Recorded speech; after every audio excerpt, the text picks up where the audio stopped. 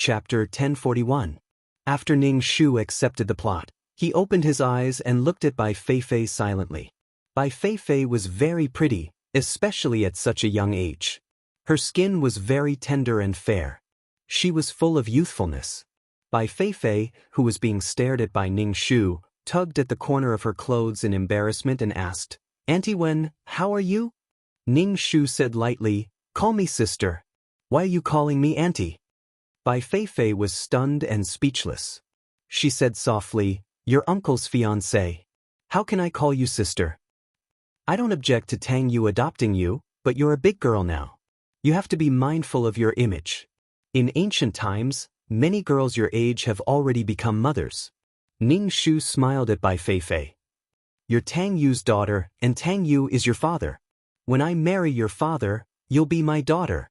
But you're not biological father and daughter, so you have to keep your distance." How could they sleep on the same bed when it was raining? Later on, whenever it was raining, Tang Yu would take the initiative to go to Bai Feifei's bed to comfort her. What was there to be afraid of? Even if nothing happened, this man and woman lying on the bed was very ambiguous. The atmosphere was charming and stirring. Bai Feifei hurriedly waved her hands and said, "Auntie Wen, there's really nothing between me and Uncle. Uncle is my elder, and I love and respect him. It's not what you think." Ning Shu stared at Bai Feifei, disapproving. There was clearly something going on between them. Bai Feifei's actions were to please Tang Yu. After knowing that her parents were killed by Tang Yu, she decided to forgive Tang Yu after a slight struggle. Damn it, couldn't she be more firm in her stance?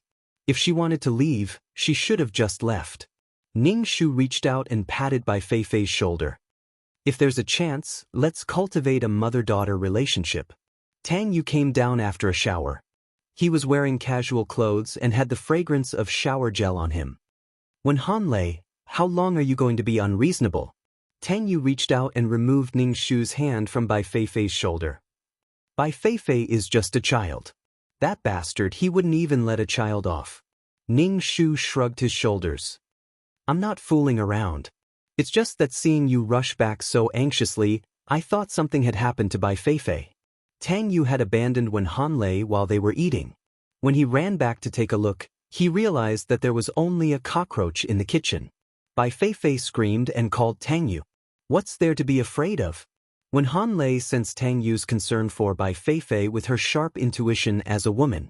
Especially when Tang Yu entered the room, Bai Feifei was even more flustered. She screamed and threw herself into Tang Yu's arms, hugging Tang Yu's waist tightly and burying her head in Tang Yu's chest. How was this a father and daughter? When Hanlei pulled Bai Feifei out of Tang Yu's arms in shock. She wanted to slap Bai Feifei on the spot, but Tang Yu grabbed her wrist. Then, Ning Shu came and vomited all over Tang Yu. "Wen Hanlei, I will definitely marry you, but please don't be so unreasonable. Your behavior makes me very disgusted." Tang Yu frowned, making him look very serious. When Bai Feifei heard Tang Yu's words, her face instantly dimmed. Tang Yu glanced at Bai Feifei and his expression became even more serious. Ning Shu laughed and reached out to grab Tang Yu's arm. Tang Yu avoided Ning Shu's hand, causing Ning Shu to miss. Ning Shu didn't mind. He ignored their serious and gloomy gazes and said happily, "I know you care about me, Tang Yu. Our engagement was set by the elders. As long as you marry me, I will be satisfied." Bai Feifei's expression became even more gloomy. Tang Yu and Ning Shu said, "If there's nothing else, you can go back." Ning Shu sat on the sofa, crossed his legs, and said, "We haven't eaten yet. The three of us have never eaten together before. Let's eat together." She had vomited out everything in her stomach just now and was very hungry now. She had to get something to eat first and observe the father and daughter at the same time. "The three of us will be living together in the future. Let's get used to it." Ning Shu stood up and went to the kitchen. "I'll cook and let you have a taste of my cooking." Bai Feifei saw Ning Shu acting like the hostess and quickly said, "Auntie Wen, let me do it." Ning Shu was gentle and amiable. "It's okay, I'll do it. You can help me from the side." Bai Feifei looked at Tang Yu, who nodded indifferently. Bai Feifei bit her lip and followed Ning Shu into the kitchen. "Auntie Wen, what do you want to make?" Bai Feifei asked Ning Shu. Ning Shu thought for a while with a serious expression. Noodles. Noodles are the fastest. Your father still has to go to work after eating. Bai Fei felt awkward being called father. She might as well call him uncle. She quickly said to Ning Shu, who was standing at the side, Auntie One, my father has passed away. Uncle is my guardian, but he's not my father. Even if he's not your biological father, he's still your adoptive father. Ning Shu crossed his arms and watched Bai Fei deftly cook the noodles and even cracked 3 eggs. Why don't you hire a nanny? You're a student. Can you make it in time to cook by yourself? Ning Shu said lightly. It's okay. I can handle it myself. I like to cook. There's no need to hire a nanny. Bai Fei stirred the noodles in the pot with her chopsticks. Uncle also likes to eat the food I cook. It's too tiring for him to go to work. In order to capture a man's heart, one must first capture a man's stomach. However, this also depended on who was doing it. Bai Fei was sincere in doing this. Even if she was trying to curry favor, it was also very cute and made one's heart soften. You're so filial. Ning Shu sighed. Tang Yu is lucky to have a daughter like you. When I get married to Tang Yu, we'll definitely get along well. Bai Fei was using her chopsticks to pick up the noodles when her hand trembled. The noodles fell into the pot and the boiling water splashed onto Bai Fei's hand. Bai Fei yelped. Tang Yu heard Bai Fei's voice and rushed into the kitchen from the living room. When he saw the red spot on Bai Fei's hand, he quickly pulled Bai Fei to the tap and washed her with cold water. Why were you so careless? Tang Yu asked in a low voice. Bai Fei lowered her head and said softly, I didn't do it on purpose. Uncle, I'm sorry. I don't want to hear your apology. Be more careful in the future. I know. Ning Shu looked at him with a cold expression. Whether Tang Yu admitted it or not, he was subconsciously concerned about Bai Fei. However, he didn't think it was love. He had never recognized the feelings in his heart. Yet, he still wanted to marry Wen Hanlei. Damn it, why did you have to exchange your indecent life for someone else's poem and distance? Chapter 1042. There were a few small red spots. The two of them had been washing the noodles with the tap running. The two of them were so close that they could feel each other's breaths. Ning Shu couldn't stand it any longer. He coughed and said, The noodles are melted. Only then did Tang Yu let go of Bai Fei's hand.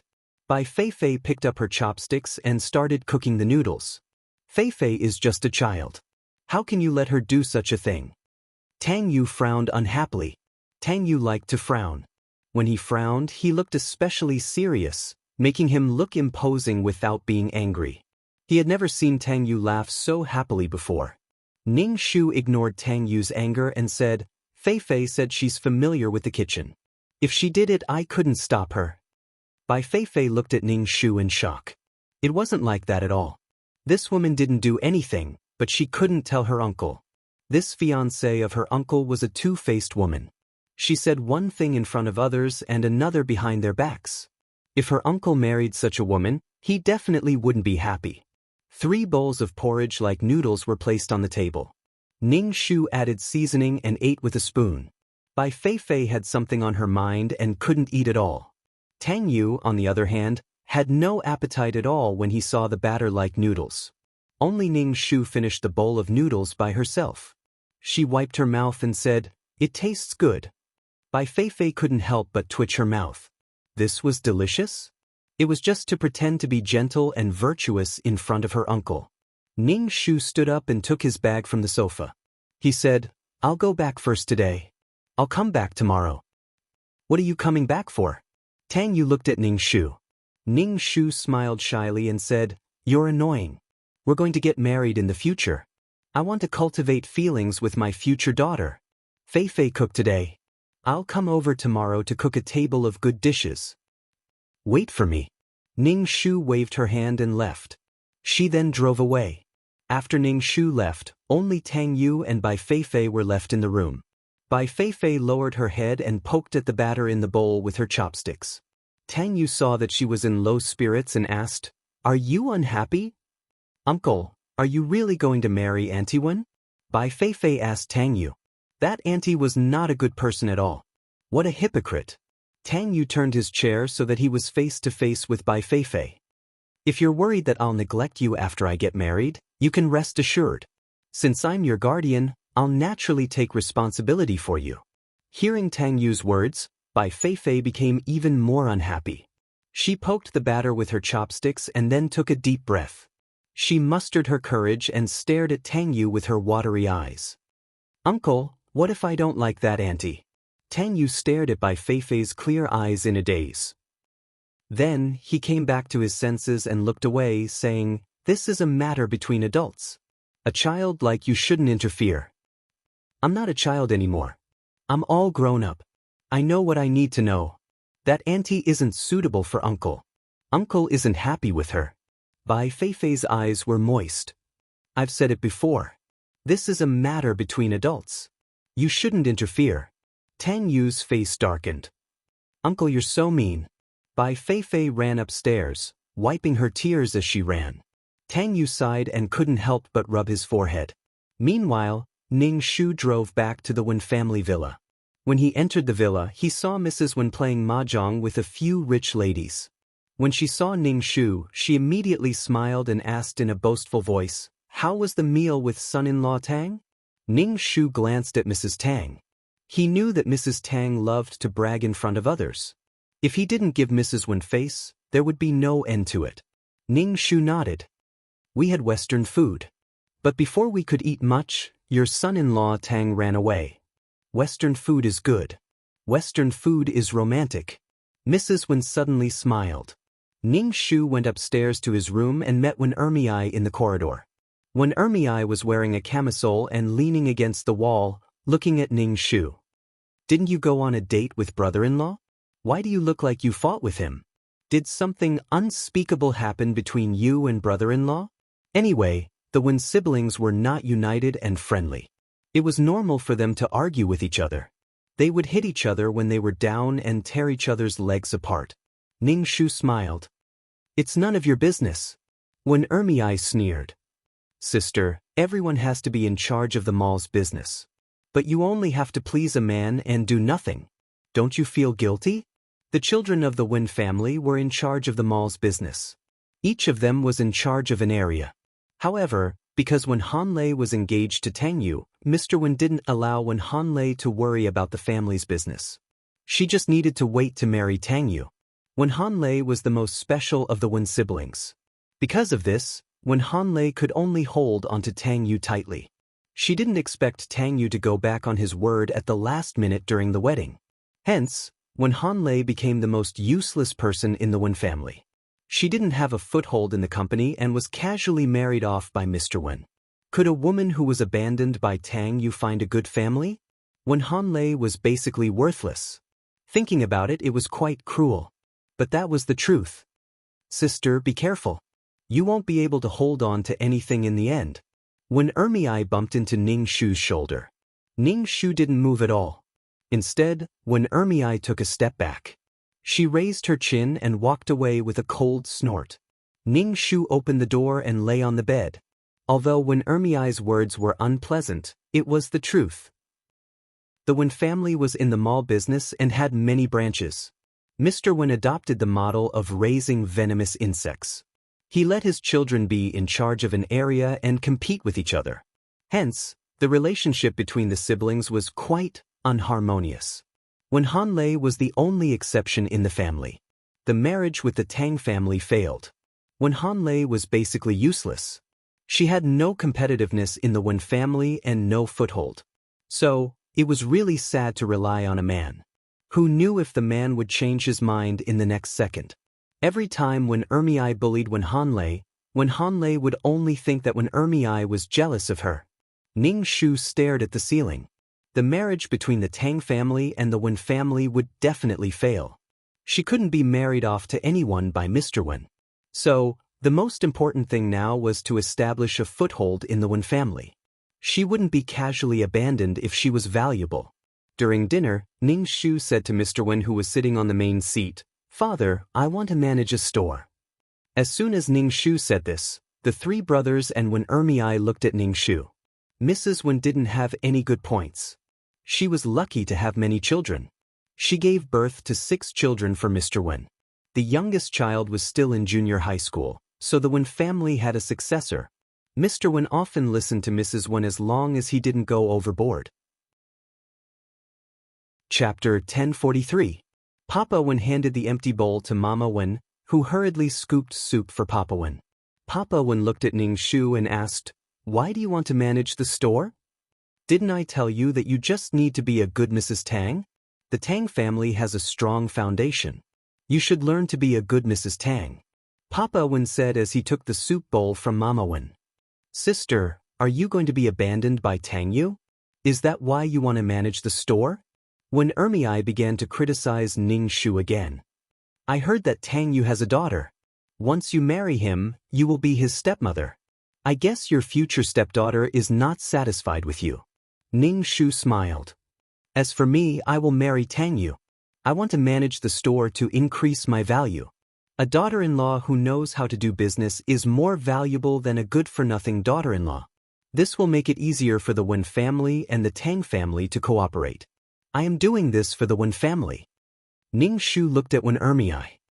"Sister, do you think I am wrong? But there is no new store for you to manage." Papa Wen took a sip of soup and said, "Father, how can there be no store for sister to manage? Why don't you let sister manage Huaxin's store?" Wen Ermiai smiled sinisterly at Ning Shu. The 3 brothers also showed a strange smile and did not speak. Ning Shu knew that there was a conspiracy. If he took the initiative to let her manage Huaxin's store, the store's business would be terrible. Papa Wen raised his eyebrows. Ning Shu said, "Since you want to try your hand, you can manage Huaxin's store." Ning Shu took a deep breath and took the first step. "Sister, congratulations. I believe that with your ability, you will be able to increase the sales of Huaxin's store." When Ermiai raised her glass to Ning Shu also picked up her cup and clinked it with Wen Ermiai's. "Thank you for your kind words." Second sister Wen only smiled, her brows were filled with schadenfreude. "What work? It's more important to take good care of Tang's son-in-law. Huaxin is a little far from here. If other women take the opportunity to come in, you'll cry," Mrs. Wen said angrily. Ning Shu smiled. "The best way to keep an eye on a man is to let him run with me, not let me run with him." True love was not about chasing after each other, but about trying to get closer to each other. Love was love. Ning Shu truly felt that it was meaningless. His heart was not disturbed, he was not trapped in love, he was not afraid of the future, and he did not think about the past. He was at ease. Ning Shu did not want to listen to Mrs. Wen's nagging at all, so he responded with a few words. After dinner, Ning Shu asked Mr. Wen about the situation of Huaxin Marketplace. It was just as Ning Shu expected. Huaxin was a relatively remote place. The mall was losing money almost every year, so Mr. Wen had already planned to withdraw. Letting Ning Shu manage Huaxin was just to let Ning Shu do something. He did not expect Ning Shu to revive the mall and let Ning Shu be at ease to marry Tang Yu and be Mrs. Tang. Coming out of the study, Wen Ermiai sneered and said, "I say, sister, you'd better be content with being Mrs. Tang. Don't end up empty-handed when the time comes. It would be the biggest joke in the world if you can't get anything." Ning Shu tilted her head and looked at second sister Wen. "I say, have you fallen in love with me? You quarrel with me every day. You feel sad if you don't quarrel with me, right?" It was simply a series of sisters quarreling with each other. Second sister Wen was speechless. "You're my sister. Of course I love you. If you didn't come out earlier than me, I would be the one marrying Tang Yu." Second sister Wen pursed her lips. Tang Yu was a rich man that every woman wanted to marry. Any business magazine with Tang Yu's photos would be sold out. Tang Yu's fangirls were no less than those celebrities. A cold face was very charming. Imagine how crazy it would be if that face smiled at you. What a pity. Tang Yu is your future brother-in-law. You have no chance. Ning Shu hummed a tune and walked away with her hands behind her back. Second sister Wen looked at Ning Shu's back. What's there to be proud of? Anything can happen before marriage. Divorce can happen after marriage. Sister, you have to look after your man. Don't cry when the time comes. I'll laugh with my hands on my hips and watch you make a fool of yourself. Second sister Wen rolled her eyes. Ning Shu opened the bedroom door and walked in. She bent over and poked her head out. If you want to watch me make a fool of myself, do it in your next life. Ning Shu closed the door and sat cross-legged on the bed. She made a hand seal to set up a spirit-gathering array and prepared to cultivate a peerless martial art.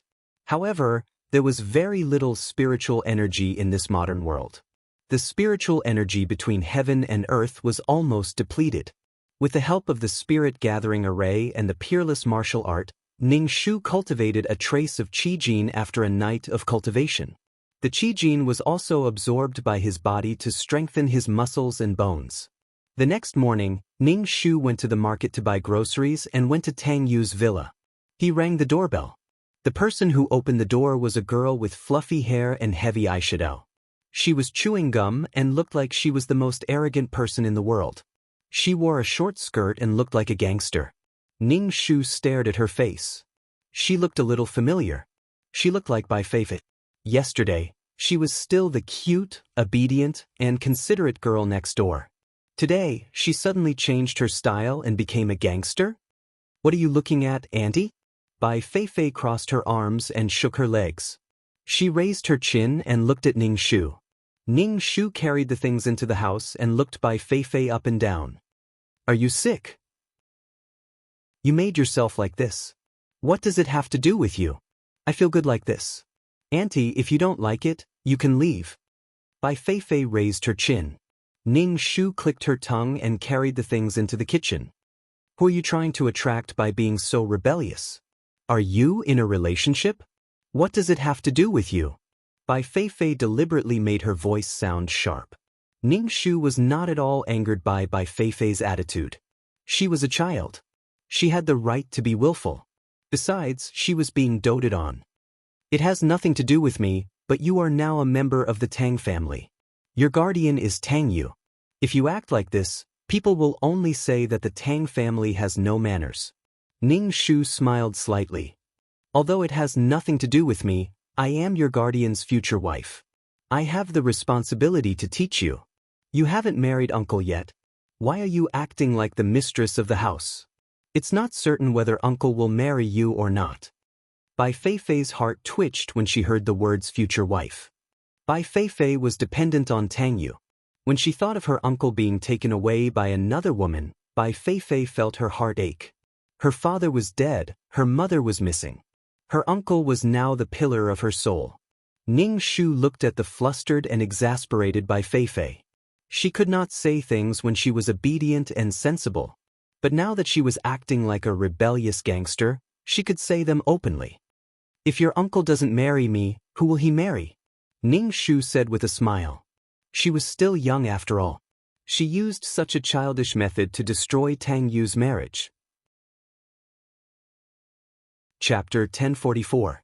Ning Shu looked at Bai Feifei and asked, You don't want me to be your stepmother? Of course not. Bai Feifei whispered into Ning Shu's ear. Uncle doesn't like you. What's the point of pestering him like this? No one will be happy. Ning Shu naturally knew that Bai Feifei was trying to provoke him. No one would be able to stand such words. Ning Shu didn't have any feelings for Tang Yu. It didn't matter who Tang Yu liked. Ning Shu didn't care who he liked. Ning Shu stared at Bai Feifei. Her eyelids were covered with thick eyeshadow, making her look like she had been beaten up. He asked airily, Then who do you think your uncle will be happy with? It's not you. Bai Feifei raised her chin. Ning Shu was picking vegetables when the smell of chives wafted from his hands. He reached out and wiped Bai Feifei's body. He asked calmly, Is it your uncle who will be happy with you? Bai Feifei was so shocked that she almost jumped up. It was as if she had been stripped naked in front of a heavenly court. She denied it immediately. Auntie, what nonsense are you talking about? In my heart, uncle's wife is not like you. Ning Shu brushed his hair. If it's not like me, then are you like this girl? You. Bai Feifei was so angry at Ning Shu that her face turned red. You two-faced woman. I will never agree to you marrying uncle. Ning Shu rolled his eyes. What right do you have to object? The marriage between the two families is not something you can object to. You are just an adopted daughter. Although Tang Yu is your guardian and your adoptive father, you can't decide your uncle's wishes. Bai Feifei was speechless from the rebuttal. At the same time, she was filled with self-pity. Yes, uncle was just her guardian, not her biological father. She couldn't ask him to object to the marriage for her sake. Bai Feifei raised her head and tried not to let her tears fall. However, the tears still fell and 2 black lines appeared on her face. Ning Shu looked away and continued to pick the vegetables. He smiled and said, "Wash your face, Bai Feifei wiped her tears with the back of her hand. Half of her face had turned black. Tang Yu came down from upstairs. After looking at her for a long time, he finally recognized the delinquent girl. His face immediately darkened as he ordered, "Go change your clothes. Who allowed you to dress like this?" A pair of white, tender, and slender thighs were exposed. Her hair was messy and fluffy, and her face looked like it had been smeared with soot. Bai Feifei was already feeling aggrieved, and now that Tang Yu was yelling at her in front of Ning Shu, Bai Feifei suddenly felt that she had lost to Ning Shu. Even though Bai Feifei denied it verbally, she was competing with Ning Shu in her heart. Her heart was filled with repulsion towards Tang Yu's future wife. "Why are you still standing there? Go change your clothes. You're not allowed to dress like this in the future." "You look like a bad girl," Tang Yu ordered. Bai Feifei wiped her tears. "I like to dress like this. Who are you to me? What right do you have to control me? I'm your guardian. I have the right to ask you to change your clothes. In this house, you're not allowed to dress like this," Tang Yu said in a low voice. Tang Yu said in a low voice, "I won't say the same thing twice. Change your clothes." "Ning Shu, you've already said it 3 times. Bai Feifei was in the rebellious phase of puberty. She was sensitive and had an inexplicable feeling for Tang Yu. Being reprimanded by Tang Yu in front of her love rival was unbearable. "Anyway, there's no place for me in this house. I'll just leave." Bai Feifei wiped her tears and rushed out of the villa. Tang Yu frowned and hesitated for a moment. Ning Shu said, "I'll go take a look at her. There are many cars on the road now. It's easy to get into trouble." Before Ning Shu could say anything, Tang Yu had already chased after Bai Feifei. Ning Shu shrugged and spread his hands, as if it had nothing to do with her. Ning Shu opened his bag and took out a mini camera. He installed one in the living room and another in Tang Yu's and Bai Feifei's rooms. Perhaps he would be able to capture something valuable. After she was done, Ning Shu picked the vegetables and waited for the awkward duo to come back. Tang Yu chased for a long distance before he finally caught up with Bai Feifei. When Bai Feifei heard Tang Yu calling her name, she ran even faster. She didn't even wait for the red light and directly crossed the road. In the end, the car sped towards Bai Feifei with its horn blaring wildly. Bai Feifei seemed to be scared out of her wits as she stared blankly at the car speeding towards her. Tang Yu's expression changed drastically. He reached out and grabbed Bai Feifei, pulling her into his arms. He pressed his hand against Bai Feifei's head and watched as the car sped away. Bai Feifei was scared out of her wits at first. Her nose was filled with her uncle's scent, and Bai Feifei's frightened heart calmed down immediately. His large hand pressed against her head and pulled her into her uncle's arms. Bai Feifei recalled that at the funeral, her uncle had held her hand and stunned the entire group of relatives. Her uncle was her salvation. She wanted her uncle to be happy. Bai Feifei hugged Tang Yu's waist tightly, the corners of her lips curled up as she closed her eyes, intoxicated. Tang Yu was hugged tightly by Bai Feifei. He let go of Bai Feifei, but Bai Feifei hugged him tightly. Tang Yu pushed her away and said in a low voice, "Do you know that you were in danger just now?" Bai Feifei had a smile on her face. Her face was very pretty, but her smile was very bright. Tang Yu didn't know whether to laugh or cry, but his expression became even more serious. "If I had to do it again, I would do the same," Bai Feifei said cheekily, to be able to make her uncle take the initiative to pull her into his arms. "Bai Feifei, you are becoming more and more disobedient. There is a limit to my tolerance." Tang Yu's face darkened when he saw that Bai Feifei was not ashamed but proud. "I will be more careful next time."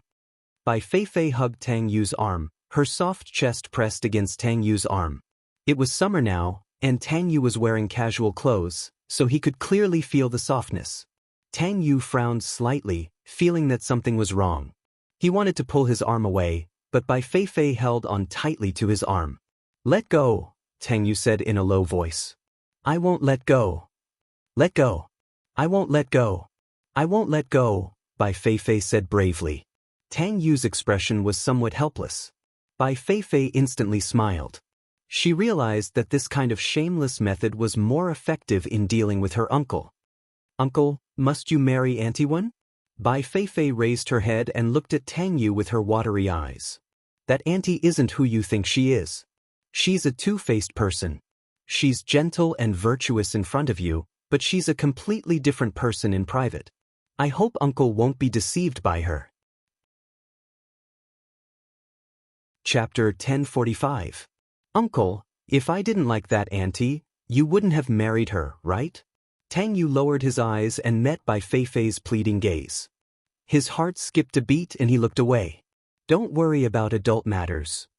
"Uncle, you're using this excuse to brush me off again." Bai Feifei pouted. "I've already grown up. I've grown up." Bai Feifei pouted her pink lips, looking displeased. Tang Yu looked at her pink lips and felt a little restless. The way she was asking for a kiss, coupled with Bai Feifei's youthful eyes, made his heart thump. Tang Yu hurriedly averted his gaze. He coughed and said in a low voice, "We'll talk about this later." Bai Feifei pouted unhappily, but she still hugged Tang Yu's arm tightly. Ning Shu watched as the two of them came back intimately and even hugged each other. Did something happen that she didn't know about? Tang Yu saw Ning Shu and wanted to pull his arm back, but Bai Feifei held on tightly. "Feifei, let go," Tang Yu said. Bai Feifei looked at Ning Shu and said, "Uncle, I'm scared. I was almost hit by a car." "Hit by a car?" Ning Shu scanned Bai Feifei's body. "You're not hurt anywhere." "When Han Lei, you shouldn't talk like that. If I hadn't grabbed Feifei quickly, she would have been hit by a car." Tang Yu was displeased with Ning Shu's indifferent attitude. "You're my fiancée and will be Feifei's mother in the future. I don't want you to reject her so much. Auntie, let's get along well in the future." Bai Feifei bared her teeth. Ning Shu smiled, looking pleased. Tang Yu glared at her sternly. Bai Feifei stopped smiling, but her eyes were filled with happiness. Ning Shu nodded. "Of course we'll get along well. We'll be mother and daughter in the future." Bai Feifei pouted, looking very proud. Tang Yu's feelings for this adopted daughter were deeper than his own fiancée's. He was protective of his adopted daughter, but he was cold to his future wife. This was nothing. There was a difference between those who were close and those who were distant. Ning Shu smiled and asked Tang Yu, "When you adopted Bai Feifei, you didn't tell me. Now, I want to know why you wanted to adopt Bai Feifei." "Uncle and my father are friends. My father asked Uncle to take care of me. Is there a problem, Auntie?" Bai Feifei grimaced as she spoke to Ning Shu. However, she looked youthful and beautiful. Even if she was baring her teeth, she still looked very cute. "Friends? One is a business tycoon, and the other is just a clothing seller who manages a niche brand. How can the two of them be friends?" Ning Shu sneered. Bai Feifei was stunned for a moment. Tang Yu glanced at Bai Feifei. Ning Shu said in a low voice, "You talk too much." Was Bai Feifei's mind filled with such thoughts? Some things did not make sense the moment she thought about it. She had acknowledged the thief as her father and was always shouting, "Daddy, I'm afraid of this and that." Even her own relatives had drawn their swords and turned hostile. What more an outsider? Why would he treat her so well and even be her guardian if he did not have any ulterior motives? One who was unaccountably solicitous was hiding evil intentions. There was no such thing as inexplicable love or hatred in this world. Ning Shu hated doing such missions the most. All day long, "You love me, I hate you, I can't get your heart, I can get your body, blah blah blah." Life was too good. He only thought about such things all day long. Tang Yu looked at Ning Shu coldly. "You will be the daughter-in-law of the Tang family in the future. You should know clearly what you should and shouldn't say." "Yes, I am the daughter-in-law of the Tang family. I will definitely work hard to be a qualified daughter-in-law of the Tang family and get along well with my stepdaughter," Ning Shu said with a smile. When Han Lei had schemed to marry Tang Yu, what was the point of marrying him? He had not even told her that he had adopted a half-grown child. With such a cold marriage, it was not as if she could not survive if she did not marry Tang Yu. Go change your clothes and wash your face, Tang Yu said to Bai Feifei. Don't wear such clothes again, do you understand? Bai Feifei nodded and went upstairs. Tang Yu looked at Ning Shu. I will give you the status of Mrs. Tang, but you are not allowed to meddle. If you endanger the interests of the Tang family, don't blame me for being rude. Ning Shu patted his chest. I'm so scared. Bai Feifei changed her clothes quickly. She was wearing a knee-length dress and her face was clean, revealing her fair and youthful skin. Her slightly curly hair was wearing a crystal hair clip. She looked like a new person. She was worlds apart from the delinquent girl from before. Tang Yu was stunned when he saw Bai Feifei like this. Then he looked away. Ning Shu only sneered. Lunch was a bowl of noodles for each of them. Tang Yu looked at the noodles. Didn't you buy so many ingredients? I put the ingredients in the fridge for you to cook when you are hungry. Ning Shu slurped the noodles. Bai Feifei rolled her eyes. Auntie, we still have the money to buy ingredients. There are so many ingredients in the fridge that they are not fresh at all. Don't tell me you don't know how to cook? Ning Shu finished the last mouthful of noodles and put down his chopsticks. He wiped his mouth. So what if I can cook? So what if I can't? I am Uncle's adopted daughter. I am responsible for choosing a qualified wife for him. A woman who can't cook can't be Uncle's wife. Bai Feifei counted on her fingers. Uncle works very hard and often eats irregularly. So, as his wife, I must know how to make soup. I must know how to make soup that nourishes the stomach and spleen. If you don't know how to cook, you will fail the first task. Auntie, you need to practice more. Bai Feifei chattered on. Tang Yu listened to Bai Feifei's words and his gaze softened. Even his stern face softened. Ning Shu stared at the smug look on Bai Feifei's face. It was as if he had gained the upper hand and defeated the enemy. Ning Shu nodded. All right then. From tomorrow onwards, I will send soup to Tang Yu. I will send soup that nourishes the stomach and spleen. I will send it to the company in case Tang Yu forgets to eat again. No, you can't. Bai Feifei hurriedly said. She was going to school to study. What if this woman went to the company to send soup to her uncle every day? What if her uncle was touched by this two-faced woman? Ning Shu stared at Bai Feifei. You were the one who said that your uncle wants to drink soup. Why can't I do it? What if your uncle forgets to eat and something happens to him? Can't I send soup? It was simply inexplicable. She really treated her adoptive father as her own man. The original owner was Tang Yu's rightful fiancé, but she was controlled by Bai Feifei. Bai Feifei might look obedient and charming, but she was witty in her bones. In the plot, when Han Lei was often teased by Bai Feifei. When Han Lei wanted to marry Tang Yu and had to please this adopted daughter, but she was often teased by Bai Feifei. Chapter 1046. When Han Lei hated Bai Feifei. Sometimes, she would be angered by Bai Feifei and do things that were out of line. Coincidentally, Tang Yu saw how vulgar and vicious his fiancé was. Bai Feifei watched the show from the side. She was proud that she had exposed this two-faced woman's true colors. It was also because when Han Lei cared too much about Tang Yu. If it were Ning Shu, he would have beaten her up on the spot. This kind of brat needed to be taught a lesson. You don't have to bring me soup, Tang Yu said. Why? Ning Shu's face was cold as he stared at Tang Yu. I'm your fiancé. Why can't I bring you soup? I'm eating in the office. It's not good for you to come, Tang Yu said lightly. Hearing Tang Yu's words, Bai Feifei immediately covered her mouth and laughed. Auntie, you should practice more first. Otherwise, your soup won't taste good. Call me sister. Why are you calling me auntie? You have no manners. Ning Shu glanced at Bai Feifei. You were so well behaved before, but look at you now. What do you look like? You're from a small family after all. Why are you interrupting when the adults are talking? Did your father teach you this? Or did your uncle teach you this? Bai Feifei stood up immediately. My upbringing is very good. If you want to talk, just talk. What's the point of dragging my late father into it? You can talk about me, but you can't talk about my father. Thwa. Ning Shu looked at Bai Feifei and couldn't help but laugh. To think that Bai Feifei was so protective of her late father. However, her actions would definitely cause her father to jump out of his coffin. For the sake of love, she didn't care about relationships or parents. Her late parents couldn't compare to the happiness she had now. The people who had passed away were no longer important. Grasping the happiness in front of her was the most important thing. Her own mother had died in front of her, but she could still forgive Tang Yu after a little struggle. She couldn't help it.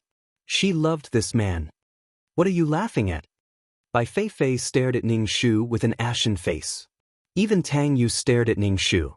He narrowed his eyes and pondered. Ning Shu stopped laughing and rubbed his face. I'm not laughing. I just thought of something funny. I've already eaten. I'll leave first. Since she had already achieved her goal today, she might be able to get something good from the auction. Ning Shu carried her bag and walked out of the villa. Bai Feifei chased after Ning Shu. Auntie, wait a moment. Ning Shu turned to look at her expressionlessly. If you call me auntie again, I won't be polite to you. You're an auntie to begin with. You're older than me, so what else should I call you if not auntie? Bai Feifei said with a smile. Ning Shu sneered. Just because your uncle dotes on you, you don't care about others? Auntie, aren't you also taking advantage of your status as uncle's fiancée to enter the house? Bai Feifei said. I'll be frank with you. I don't like you. I don't like you either. I don't like rebellious brats like you. Ning Shu looked at Bai Feifei expressionlessly. Who knows, I might have to teach you how to behave.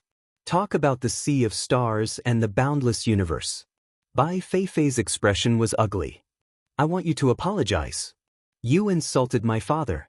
You're the one who insulted your father, not me. I think someone must have poured a bucket of feces on your ancestral grave to give birth to a daughter like you. Ning Shu clicked his tongue. Bai Feifei gritted her teeth. When Han Lei, don't go overboard. I'll make sure uncle doesn't marry you. Whether I can marry Tang Yu or not is not up to you to decide. You're just an adopted child.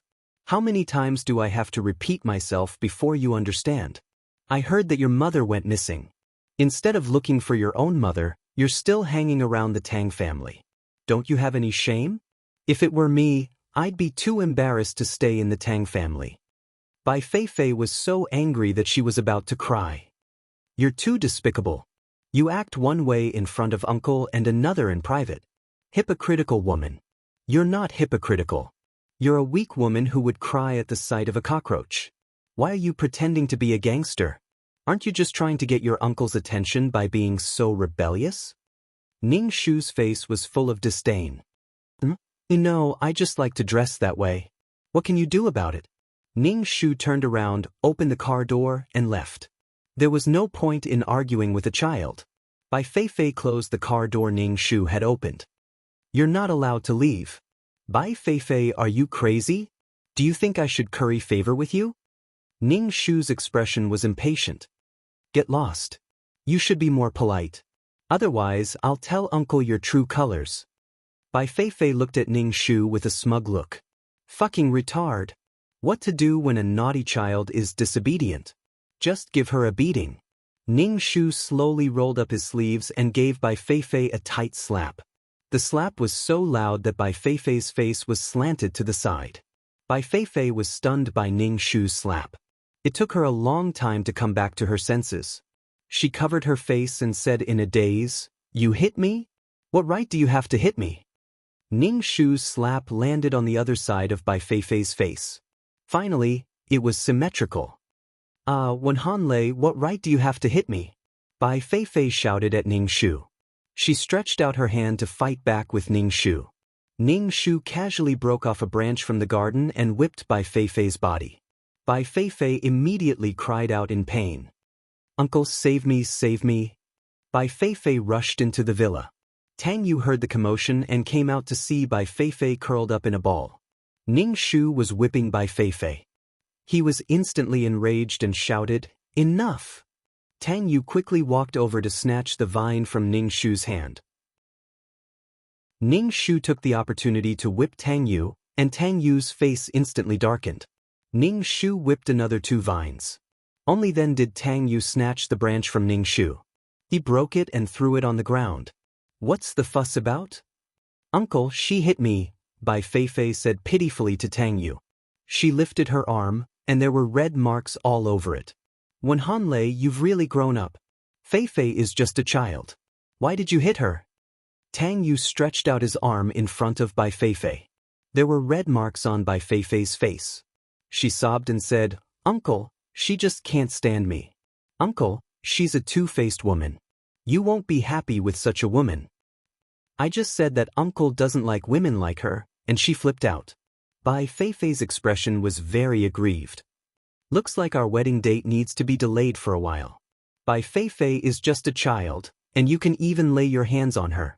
I can't imagine what it will be like for us to live together," Tang Yu said with a cold face. Ning Shu straightened his clothes expressionlessly and brushed the dust off his clothes. "What's there to explain? I've already tolerated her for a long time. Beating her up feels much better." Chapter 1047. Do Shuang? Hearing Ning Shu's words, Bai Feifei's face turned red with anger.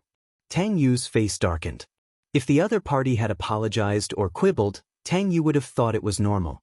But he admitted it so arrogantly. Tang Yu felt a little frustrated. "Is this how you intend to be Mrs. Tang? So vulgar and rude?" Tang Yu's face darkened. Ning Shu spread his hands. "Why do the 2 of you like to use this to threaten me? You don't care what kind of Mrs. Tang I am.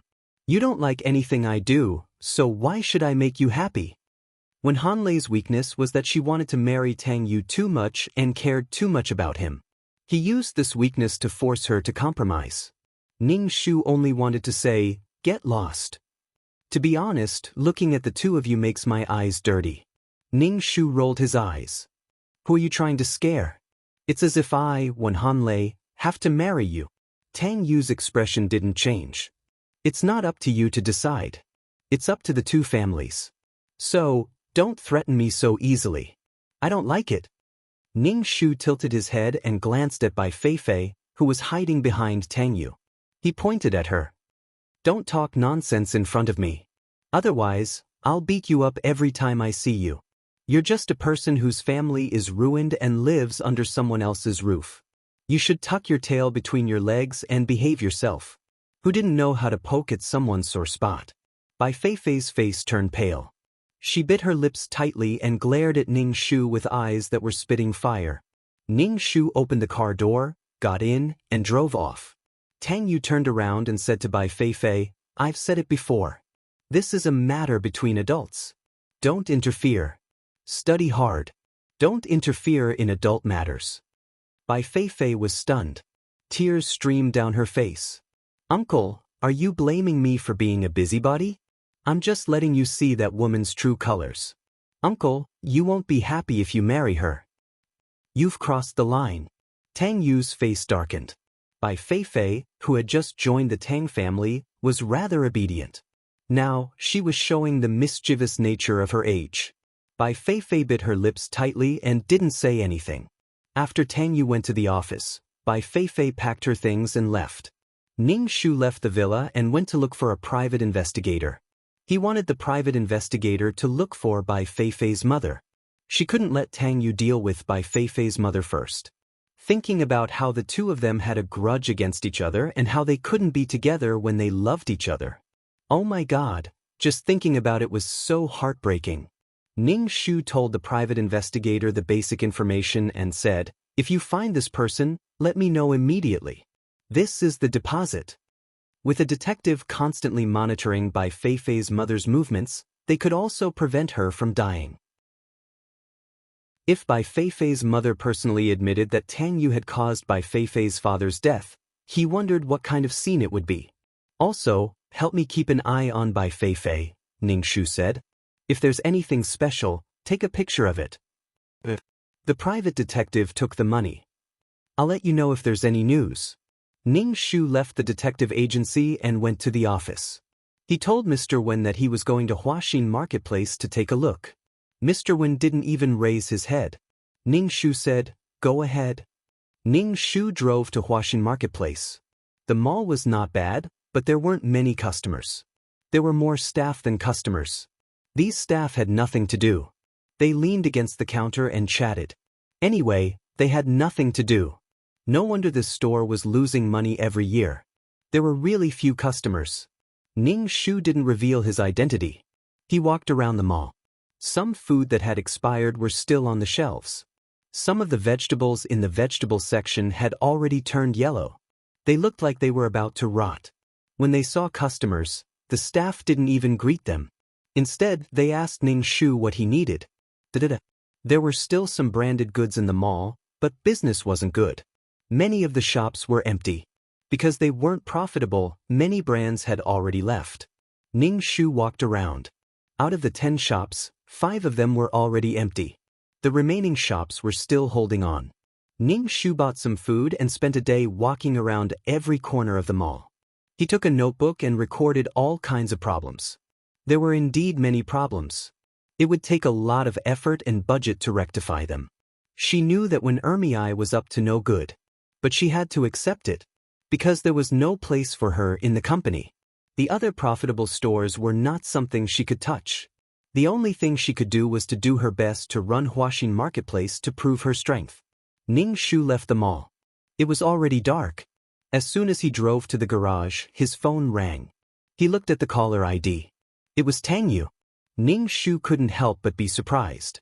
Tang Yu had never taken the initiative to call Wen Hanlei. The phone rang for a while and didn't hang up. Ning Shu pressed the answer button and heard Tang Yu's slightly anxious voice asking, "Wen Hanlei, do you know where Bai Feifei went? She even took her clothes away. I went to the school, but I don't know where the teachers and classmates went. It's already so late and they're still not back. How would I know where she went? I'm not her mother yet," Ning Shu said with a smirk. Bai Feifei ran away from home and came to ask her.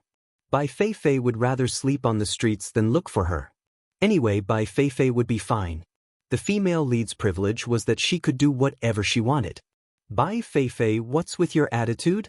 Tang Yu's voice was low. He was probably too anxious and took his anger out on Ning Shu. "Ning Shu, what does it have to do with me? Call me when you're free. Go look for your daughter. She's a tender girl. If she doesn't come home when it's dark, she won't even have the strength to fight back." How pitiful! Before Ning Shu could finish, the phone hung up. Ning Shu pursed his lips. "You're so anxious." Bai Feifei was probably eating and playing at her friend's house now. He didn't know where Bai Feifei got her confidence from to think that Tang Yu would fall for her tricks. Indeed, one would know if one was loved or not. Ning Shu rushed to the Wen family for dinner. He sat on the chair and drank a mouthful of soup. When he was half full, he said to Father Wen, "Father, I went to Huaxin's mall today." "Ha!" Sister Wen immediately laughed out loud, taking pleasure in her misfortune. Ning Shu glanced at Wen Ermiai. "What are you laughing at? You have vegetables on your teeth." Wen Ermiai immediately shut her mouth. Ning Shu said, "I went to see the mall that you manage. What are your thoughts?" Ning Shu ignored Wen Ermiai and asked Father Wen, "Father, can you give me some funds?" "Sister, just give up. The company won't invest in Huaxin's mall anymore. We won't be able to recoup our capital," Wen Ermiai said with a smile. Chapter 1048. Ning Shu originally wanted to ask Papa Wen for some money to redesign the store in Huaxin. However, Wen Ermiai kept making jokes, which made Ning Shu want to stuff a piece of dung into Wen Ermiai's mouth. "Sister, you're not allowed to talk." Ning Shu stopped Wen Ermiai. Wen Ermiai rolled her eyes. "Dad, I think Huaxin's store can still be saved." Ning Shu said to Mr. Wen. Mr. Wen said faintly, "Huaxin's store is going to be closed in the second half of the year. We won't invest any more money in it.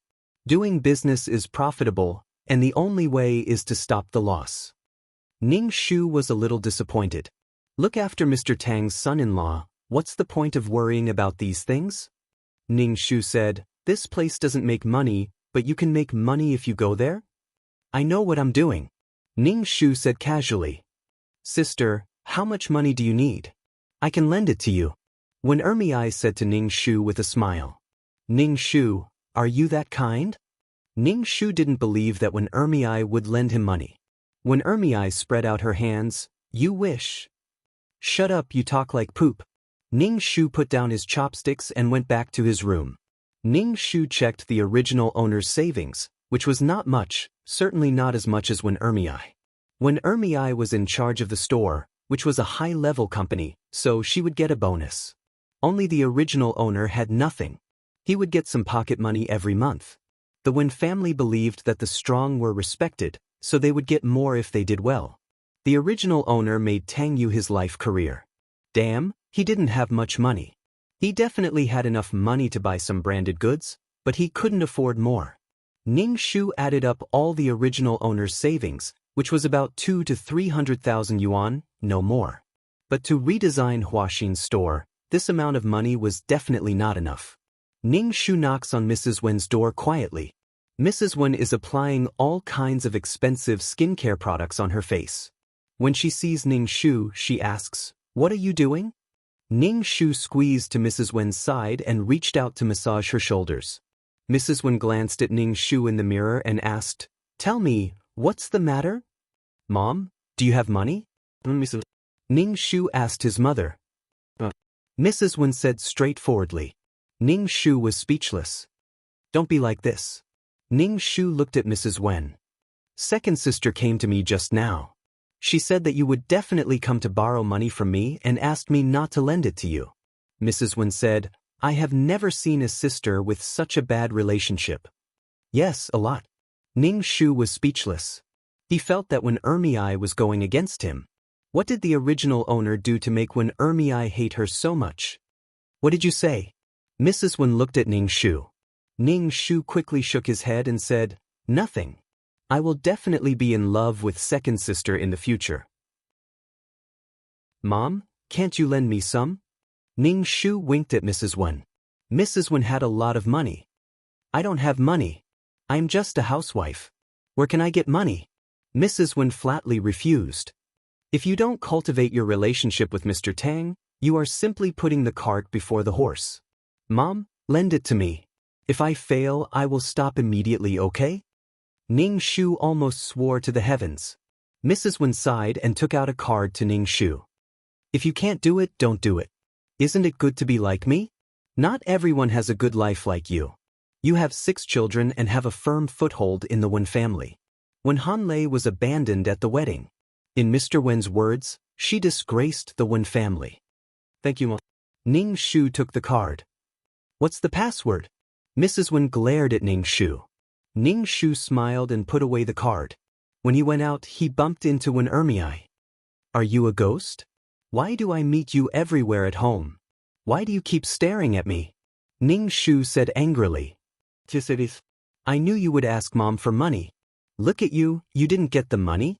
Wen Ermiai said gloatingly. "It's none of your business." Ning Shu went into his room and closed the door. He was too lazy to talk to her. Ning Shu could see that when Ermiai took pleasure in attacking him. He didn't like him. The money problem was solved. Ning Shu sat on the bed and picked up the bedside computer to check the situation of Tang Yu's villa. Bai Feifei had run away from home. He didn't know if she had been found. The computer showed Bai Feifei sitting on the sofa in the living room. Tang Yu sat opposite her. Their lips were moving. Because the camera was near the floor-to-ceiling window, they couldn't hear what they were saying. After saying something, Tang Yu stood up and was about to leave the villa. Bai Feifei also stood up and hugged Tang Yu from behind. Ning Shu took a screenshot of this scene and saved the video. Tang Yu wanted to pry Bai Feifei's hands away, but Bai Feifei was sobbing. From Ning Shu's angle, he could see the helpless and doting expression on Tang Yu's face. Bai Feifei smiled through her tears. The two of them had dinner. Then, the high-powered video showed Bai Feifei in her pajamas entering Tang Yu's bedroom. Because of the small space, Ning Shu could hear their conversation clearly. "Uncle, the weather forecast said there will be a storm tonight. I'm afraid of thunder. I want to sleep with you. Go back to your room." "No, Uncle, I want to sleep with you. I'm afraid of thunder." Bai Feifei threw herself onto Tang Yu's bed and wrapped herself in the blanket. Tang Yu rubbed his brows. "Go back to your room. I'll say it one last time. Go back to your room." "Uncle, I'm begging you. Just let me sleep in your room. Don't worry, I promise I won't disturb your work. I'll sleep on the floor. There's a carpet on the floor. There's no harm sleeping on the floor. Bai Feifei rolled off the bed with the blanket wrapped around her and fell to the floor. Bai Feifei yelped. Tang Yu immediately walked towards her. How is it? Tang Yu squatted down and asked Bai Feifei. Bai Feifei suddenly reached out and wrapped her arms around Tang Yu's neck. With a pull, their faces were almost pressed together, and the tips of their noses touched intimately. Tang Yu quickly retreated. Because Bai Feifei's hands were around his neck, the two of them pulled and fell to the floor. Bai Feifei was on top of Tang Yu. Bai Feifei looked at Tang Yu, who was on top of her, and smiled. She actually lowered her head and kissed Tang Yu's face. However, she looked very clumsy and shy. Tang Yu was stunned for a moment and quickly pushed Bai Feifei away. Ning Shu gave full marks to her flirting skills. That was why flirting didn't affect age. What are you doing? Tang Yu looked at Bai Feifei with a dark expression. Bai Feifei smiled. Uncle, I'm kissing you. Shameless. Get out. Tang Yu dragged Bai Feifei out of his bedroom.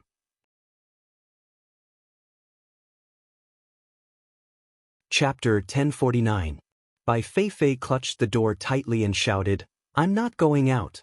There's going to be thunder tonight. Ning Shu listened to Bai Feifei's words and silently looked at the moonlight outside. If there was thunder in this weather, Ning Shu would wring his head off. Uncle, my hand hurts. It hurts. Bai Feifei's face was pained. Where does it hurt? Tang Yu asked.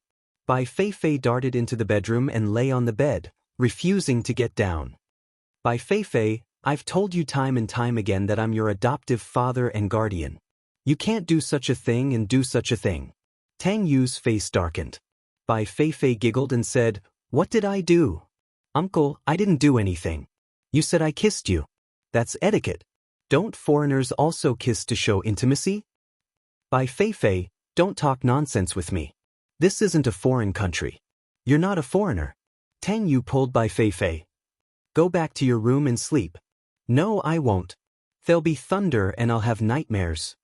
Bai Feifei stood up and avoided Tang Yu. Uncle, how can you be so cruel? I'm just kissing you to show intimacy. Bai Feifei suddenly remembered Tang Yu. A real kiss is like this. Bai Feifei blocked Tang Yu's mouth with her cherry lips. Tang Yu's paws went numb for a moment. Bai Feifei kissed Tang Yu awkwardly. Tang Yu was stunned for a moment before he turned the tables and hugged Bai Feifei to kiss her. Ning Shu, oh my God, the two of them were kissing. Ning Shu silently took a screenshot. Seeing the two of them kissing so passionately, Ning Shu considered if he should sleep first. A single man and a single woman in a dark and windy night.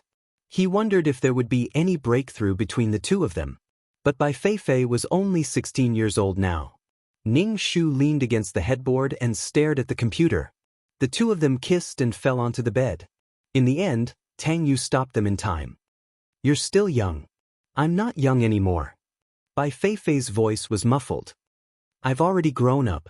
Ning Shu, I'm afraid you'll regret it, Tang Yu said in a low voice. He was panting a little. I won't regret it. As long as I'm uncle, I won't regret it. But in the end, nothing happened. Tang Yu went to the bathroom. Ning Shu curled his lips. What a waste of emotions. He thought that he would be able to see a blood-boiling scene. In this relationship, Bai Feifei was the one who took the initiative. It wasn't that Tang Yu didn't have feelings for Bai Feifei, but Tang Yu had misgivings. He had caused the death of Bai Feifei's father.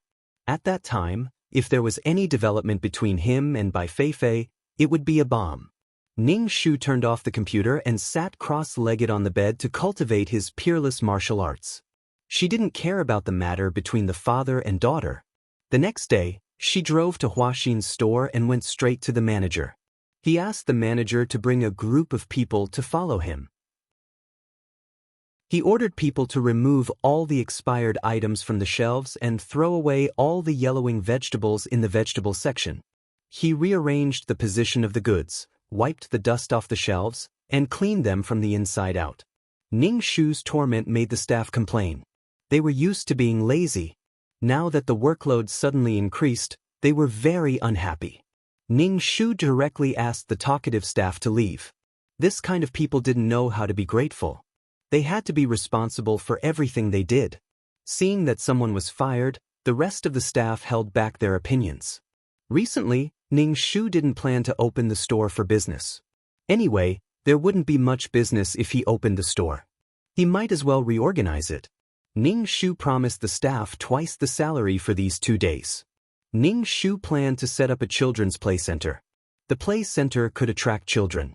Adults would bring their children here and visit the store. Moreover, the play center would also make a profit. As for whether it would work or not, he could only try.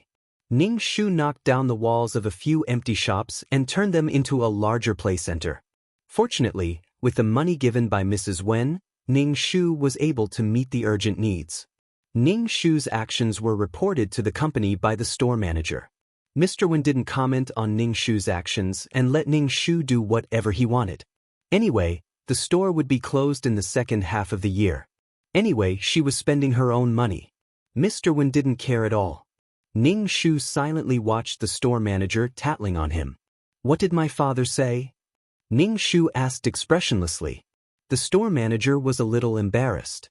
"The chairman said that you have full authority to make the decision. Manager Li, you are a manager here. If the store is closed, you won't be as comfortable as here when you go back to the company. Even if you go back to the company, you won't be familiar with the place." Ning Shu said gently. Manager Li nodded. "I want this store more than anyone else. So, Manager Li, please support my work. The staff are shy. I'll have to trouble you." Ning Shu stared at the construction team. "You will get a lot of dividends. Don't worry." Truck after truck of goods were driven to the warehouse of the store. The staff unloaded the goods from the truck and put the goods on the shelves. Ning Shu selected good quality and cheap goods to purchase this time. There were also more expensive goods. The sales in this store were not good because the goods in the mall were beyond the spending power of the people nearby. With Ning Shu's assurance, Manager Li didn't drag his feet as before. Ning Shu was busy in Huaxin's store. He didn't even know the time. Mrs. Wen called Ning Shu and asked him to go back quickly. She said that the Tang family came to discuss the marriage between her and Tang Yu. Ning Shu didn't come back to his senses for a long time. He patted the sawdust on his body, covered his ears and went out of the store. "What are you talking about? Come back quickly. We are discussing the wedding date," Mrs. Wen said. Ning Shu asked, "Does Tang Yu agree?" "Why wouldn't he agree? You have been engaged for several years. It's time to get married. Don't be busy with your stuff. Come back quickly." Mrs. Wen repeatedly urged Ning Shu to come back. Ning Shu rolled his eyes and asked, "Does Tang Yu know about the wedding date?" "Of course he knows. Your Uncle Tang and Auntie Tang will come tomorrow. Come back quickly and tidy yourself up. Make yourself prettier," Mrs. Wen said. "Then Tang Yu won't come?" Ning Shu asked. "I heard that the company is busy. Maybe he will come, maybe he won't." "Shit." Ning Shu hung up the phone. The phone rang again. When he saw that the caller ID was Tang Yu, Ning Shu rolled his eyes. He felt that it wasn't a good thing. He let the phone ring for a while before he picked it up. "When Han Lei." Tang Yu called Ning Shu's name and paused for a moment. Why did he call her so sentimentally? Tang Yu then said, "When Han Lei, I think our marriage can be delayed." But Ning Shu's voice was unusually gloomy. "I am so old. How much of my youth do you want to waste?" Chapter 1050. Mother Wen said that she would come over to discuss the wedding date, but Tang Yu called and said that the wedding had to be delayed. "Delay your s." Ning Shu guessed that Tang Yu was in a dilemma now. He had strange feelings for his adopted daughter, but his heart rejected her. But if he really wanted to marry her, Tang Yu's heart would reject it even more. Subconsciously, he rejected marrying her. Damn it, if he didn't want to get married, then forget it. Why did he have to drag her down like this? "Do you not want to marry me?" Ning Shu gritted his teeth and said. Tang Yu was silent for a while on the other end of the phone, then said, "I will definitely marry you, but I'm not ready to get married yet." "What do you need to prepare?" Ning Shu sneered. Your parents will come over tomorrow to discuss the wedding date. What do you say? I'll deal with this matter. Our wedding can be delayed. Tang Yu hung up after saying that. Damn, this son of a bitch. Ning Shu was speechless. Why did he keep a woman hanging like this? Because of the family's interests, the marriage between the two families was agreed upon, but he kept Wen Hanlei hanging like this. Wen Hanlei was also miserable. Tang Yu finally agreed to get married, but he ran away at the wedding. She waited until all her efforts were exhausted, but in the end, she still failed. She cried until she was blind. Ning Shu packed up and drove home. As soon as he arrived home, Mother Wen saw Ning Shu with a dirty face and suddenly screamed exaggeratedly, "What did you do? Did you go to the sewer? How did you get like this? Hurry up and get dressed. Come with me for a facial treatment." Mrs. Wen dragged Ning Shu to the beauty salon without any explanation. "Mom, I don't think Tang Yu wants to marry me," Ning Shu said to Mother Wen, who was sleeping next door. Mother Wen said disapprovingly, "In a family like ours, there are many things that are beyond our control. Men want to enjoy the outside world more when they have money. At this time, we have to endure it. You think your father doesn't have a woman, so I will pretend that I don't know anything. As long as he doesn't make trouble at home, I will turn a blind eye. But if he comes to our house, I won't let him have a good time," Mrs. Wen said. Ning Shu sighed. "Marry Tang's son-in-law first to ensure your rights and status." Mrs. Wen said vaguely to Ning Shu, "It doesn't matter whether Mr. Tang has other women in his heart or not. What matters is that you are his wife." Mom, are you really my mother?" Ning Shu said helplessly. This kind of marriage was not as comfortable as being alone. Why did she have to compromise so much? "It's because I'm your mother that I'm telling you this. Once you figure it out, you won't feel so sad anymore," Mrs. Wen said. Hearing this, Ning Shu felt that Mrs. Wen was also a woman with a story. Ning Shu exhaled. Son-in-law Tang is a decent person. He doesn't usually have any scandals. Mrs. Wen comforted Ning Shu. As for not wanting to get married, men don't want to be tied down, especially men who have the capital to go wild and wander around. Ning Shu just wanted to roll his eyes. After finishing the facial and returning home, Ning Shu turned on the computer to check what had happened recently. Ning Shu browsed through the video. Ever since the kiss, Tang Yu and Bai Feifei's relationship had changed slightly. It was an awkward and ambiguous atmosphere. Bai Feifei turned into a flirting master and took the opportunity to tease Tang Yu.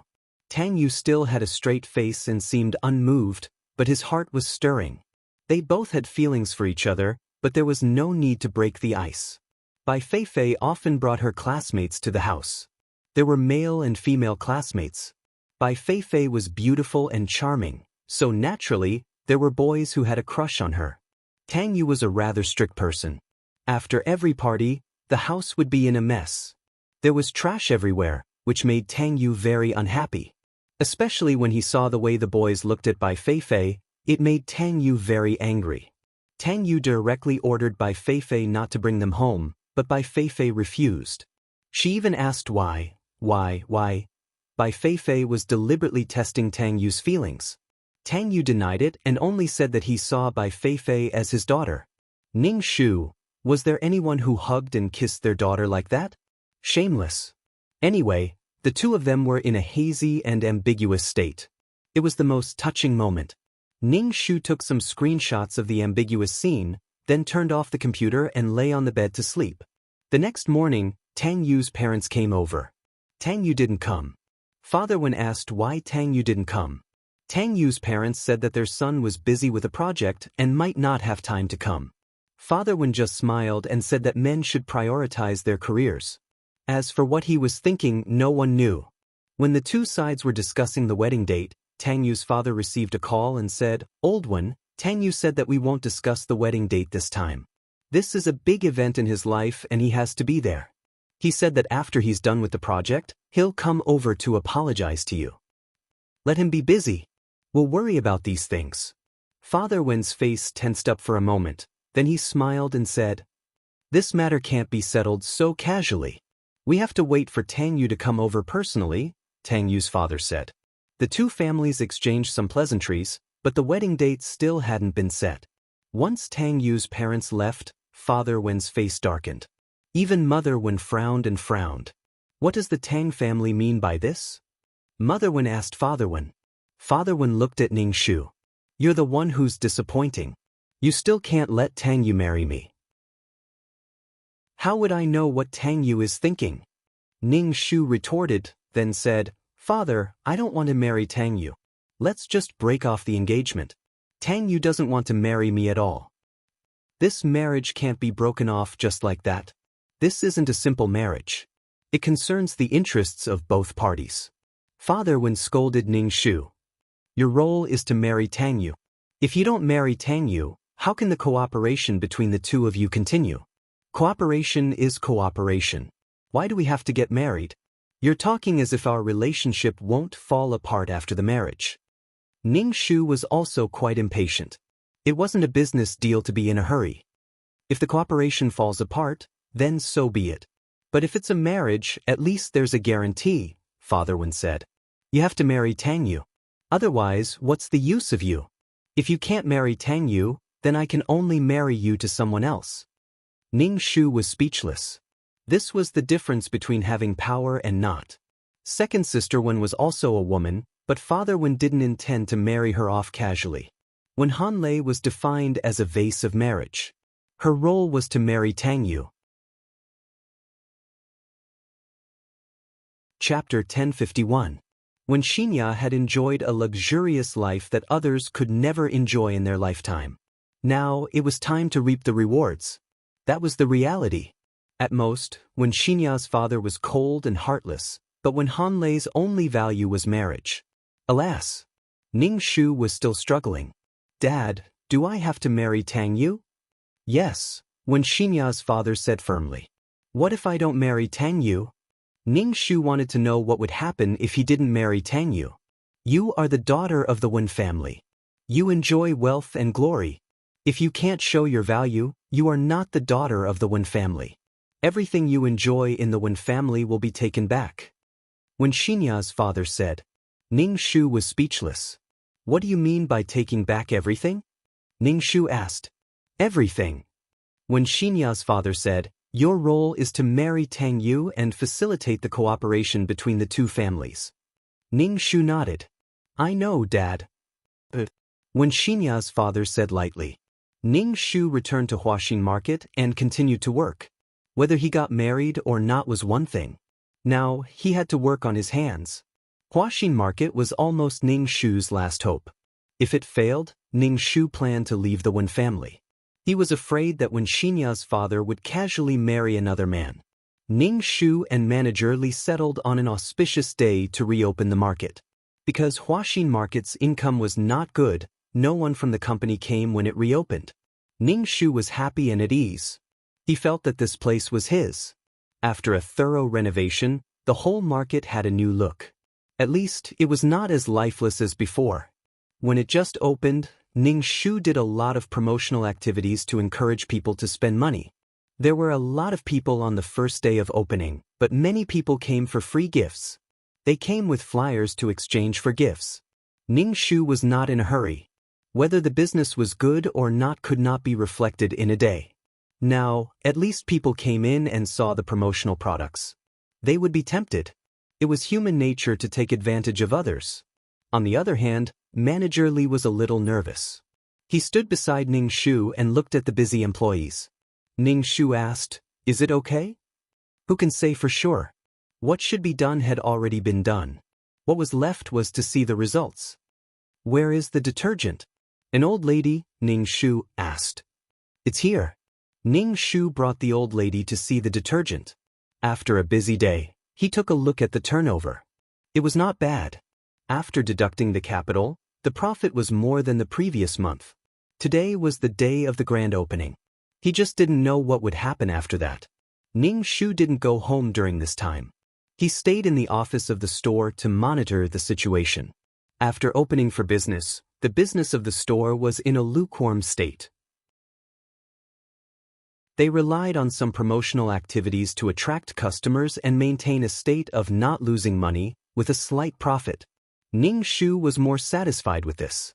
After all, the money was in other people's pockets. He couldn't rob them. In the future, he would slowly get on the right track. Ning Shu hadn't been home for more than 2 months. Occasionally, he would turn on the computer to look at the embarrassing relationship between his adoptive father and adoptive daughter. Now, the two of them would occasionally hug and kiss, but they would stop. Perhaps Tang Yu felt that Bai Feifei was too young and her body was too tender. Ning Shu took screenshots of the intimate and warm scene between the two of them. According to the plot, she had to get married to Tang Yu again, and it was during that wedding that Tang Yu truly understood his own heart. That wedding was the opportunity to get rid of Tang Yu. Did he really think that she wanted to have a relationship with Tang Yu? Looking at the two of them was annoying. Also, Ning Shu was more worried about 2333 and the system space. 2333, are you there? Please reply. Ning Shu called out to 2333 in his heart. No reply. Ning Shu shouted again, 2333, are you there? Still no reply. Ning Shu had a bad feeling in his heart. 2333 couldn't have been sucked away by the black hole, right? From now on, she would become a wild mission enforcer without any organization? 2333, 2333. Ning Shu screamed for a while, but 2333 didn't respond. He was worried about his system space. The private investigator also informed Ning Shu that they had found Bai Feifei's mother. Ning Shu drove to the private detective agency and asked, "Where is she? I wasn't in the country before, but I've returned recently." "Where is she now?" Ning Shu asked. The private investigator gave Ning Shu an address, and Ning Shu found the hotel where Bai Feifei's mother was staying. She pressed the doorbell of Bai Feifei's mother's hotel. Ning Shu rang twice before Bai Feifei's mother opened the door. Bai Feifei was only 16 years old, and her mother wasn't that old either. However, she looked older and more tired than Mrs. Wen. Bai Feifei's mother looked at Ning Shu warily, sizing him up. Ning Shu was dressed in branded and well-tailored clothes, and she looked very alert. Her husband was in the clothing business, and under his influence, he could tell the price range of any clothes at a glance. Who are you looking for? Bai Feifei's mother only opened the door a crack. You must be Bai Feifei's mother. I'm here to look for you. I have something to tell you. Ning Shu reached out to push the door, but Bai Feifei's mother blocked the door with all her might. I don't know you. Please leave. I don't mean any harm, Ning Shu said. I advise you not to look for Tang Yu now. Tang Yu might take your life. I don't know you. Bai Feifei's mother's expression changed, and she slammed the door shut. Ning Shu, seeing that Bai Feifei's mother wasn't going to talk to him alone, Ning Shu could only leave. Ning Shu had no choice but to look for a private investigator and give him some instructions. The private investigator gave Ning Shu some photos of Tang Yu and Bai Feifei. Some of them were at the school entrance, some were at the amusement park, and some were at a Western restaurant. The sweetness of the two almost overflowed from the photos. Ning Shu asked for the negatives of the photos and sent them to his computer. These were all good stuff. Ning Shu paid the money and left with the items. After leaving the detective agency, Ning Shu's phone rang. It was Tang Yu. Ning Shu couldn't help but purse his lips. Usually, Tang Yu wouldn't call him for anything good. Ning Shu coughed and picked up the call. What's the matter? Wen Hanlei, let's get married, Tang Yu said in a low voice. There was no joy in his voice at all. Ning Shu? Degree? Was he crazy? He was toying with her. One moment he wanted to postpone, then slow down. Now he wanted to get married. She was so cheap. He did whatever he wanted, coming and going as he pleased. He never considered her feelings. It was as if marrying her was the greatest gift to her. Chapter 1052. When Tang Yu said they wanted to get married, Ning Shu naturally agreed. His face was ferocious, but his voice was gentle as he said, "Okay, let's get married." Tang Yu was silent for a moment before saying, "Let's have the wedding first." What do you mean? Let's have the wedding first, then get the marriage certificate. Tang Yu said, "At our level, once we have the wedding, it's as good as settled." Fuck. Fuck. Ning Shu had never seen such a despicable man. Only having the wedding and not getting the marriage certificate. What a hooligan. Ning Shu took a deep breath. Then when are we getting the marriage certificate? We'll talk about it after the wedding, Tang Yu said. Ning Shu said lightly, Tang Yu, don't you think you're going overboard? Without a marriage certificate, what are we? How could he drag someone down and leave them hanging like this? If the wedding was called marriage, why didn't he say that they would get the marriage certificate after giving birth? If you don't accept it, then forget it, Tang Yu said nonchalantly. Ning Shu's face was full of murderous intent, and his voice carried a hint of laughter. Accept? Why wouldn't I accept? Let's see who will play who to death. Okay, then I'll go to your house in 2 days to decide on the date, Tang Yu said in a low voice. Ning Shu squeezed out 2 laughs from his throat. Okay, I'll wait. Tang Yu hung up the phone, very cold. How was this someone who was about to get married? Since he was going to get married, he had to give Tang Yu a big gift. This time, if you can run away from the wedding, I'll break your legs. Ning Shu turned on his computer and edited the previous screenshots, including the beautiful and hazy photos of Tang Yu and Bai Feifei. It was quite beautiful. When Tang Yu went to the Wen family to decide on the date, Ning Shu was not at home. Mother Wen urged Ning Shu to hurry back. When Ning Shu returned home, Father Wen was saying something to Tang Yu. Seeing Ning Shu, Tang Yu questioned, Didn't I tell you that I would come over to decide on the date? Oh, I forgot. Ning Shu sat down, picked up the fruit from the fruit plate, and hurried back. He was starving. Just as he was about to take a bite, Mrs. Wen snatched the apple from Ning Shu's hand and glared at Ning Shu. How about we set the wedding date on the 4th of next month? Tang Yu asked Ning Shu. Ning Shu grinned. Whatever you say. Then I'll take it that you agree, Tang Yu said. Mrs. Wen invited Tang Yu to stay for lunch, but Tang Yu declined. As soon as Tang Yu left, Ning Shu hurriedly picked up the apple and started chewing. In the following days, Ning Shu and Tang Yu took their wedding photos. They were busy picking out jewelry, trying on dresses, and all sorts of other things. During the wedding photo shoot, Ning Shu and Tang Yu were both disgusted with each other. Even the slightest bit of intimacy would cause their bodies to stiffen. Once the photo shoot was done, Tang Yu immediately let go of Ning Shu. Ning Shu didn't mind. After all, the two of them weren't on the same page, so it didn't matter. Bai Feifei watched Ning Shu and Tang Yu take their wedding photos with a straight face. Her eyes were red as she stared at Ning Shu's wedding gown. Her gaze could bore a hole through it. Ning Shu sat on a chair and drank water. Bai Feifei walked over. Ning Shu said, Auntie, you must be very proud. Uncle married you.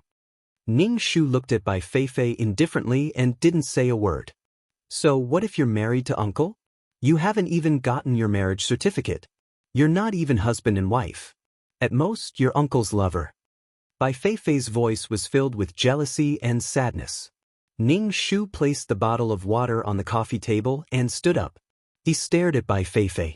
I've said it before. Don't talk nonsense in front of me. Otherwise, I'll beat you up every time I see you. You, slap. Ning Shu slapped Bai Feifei hard across the face.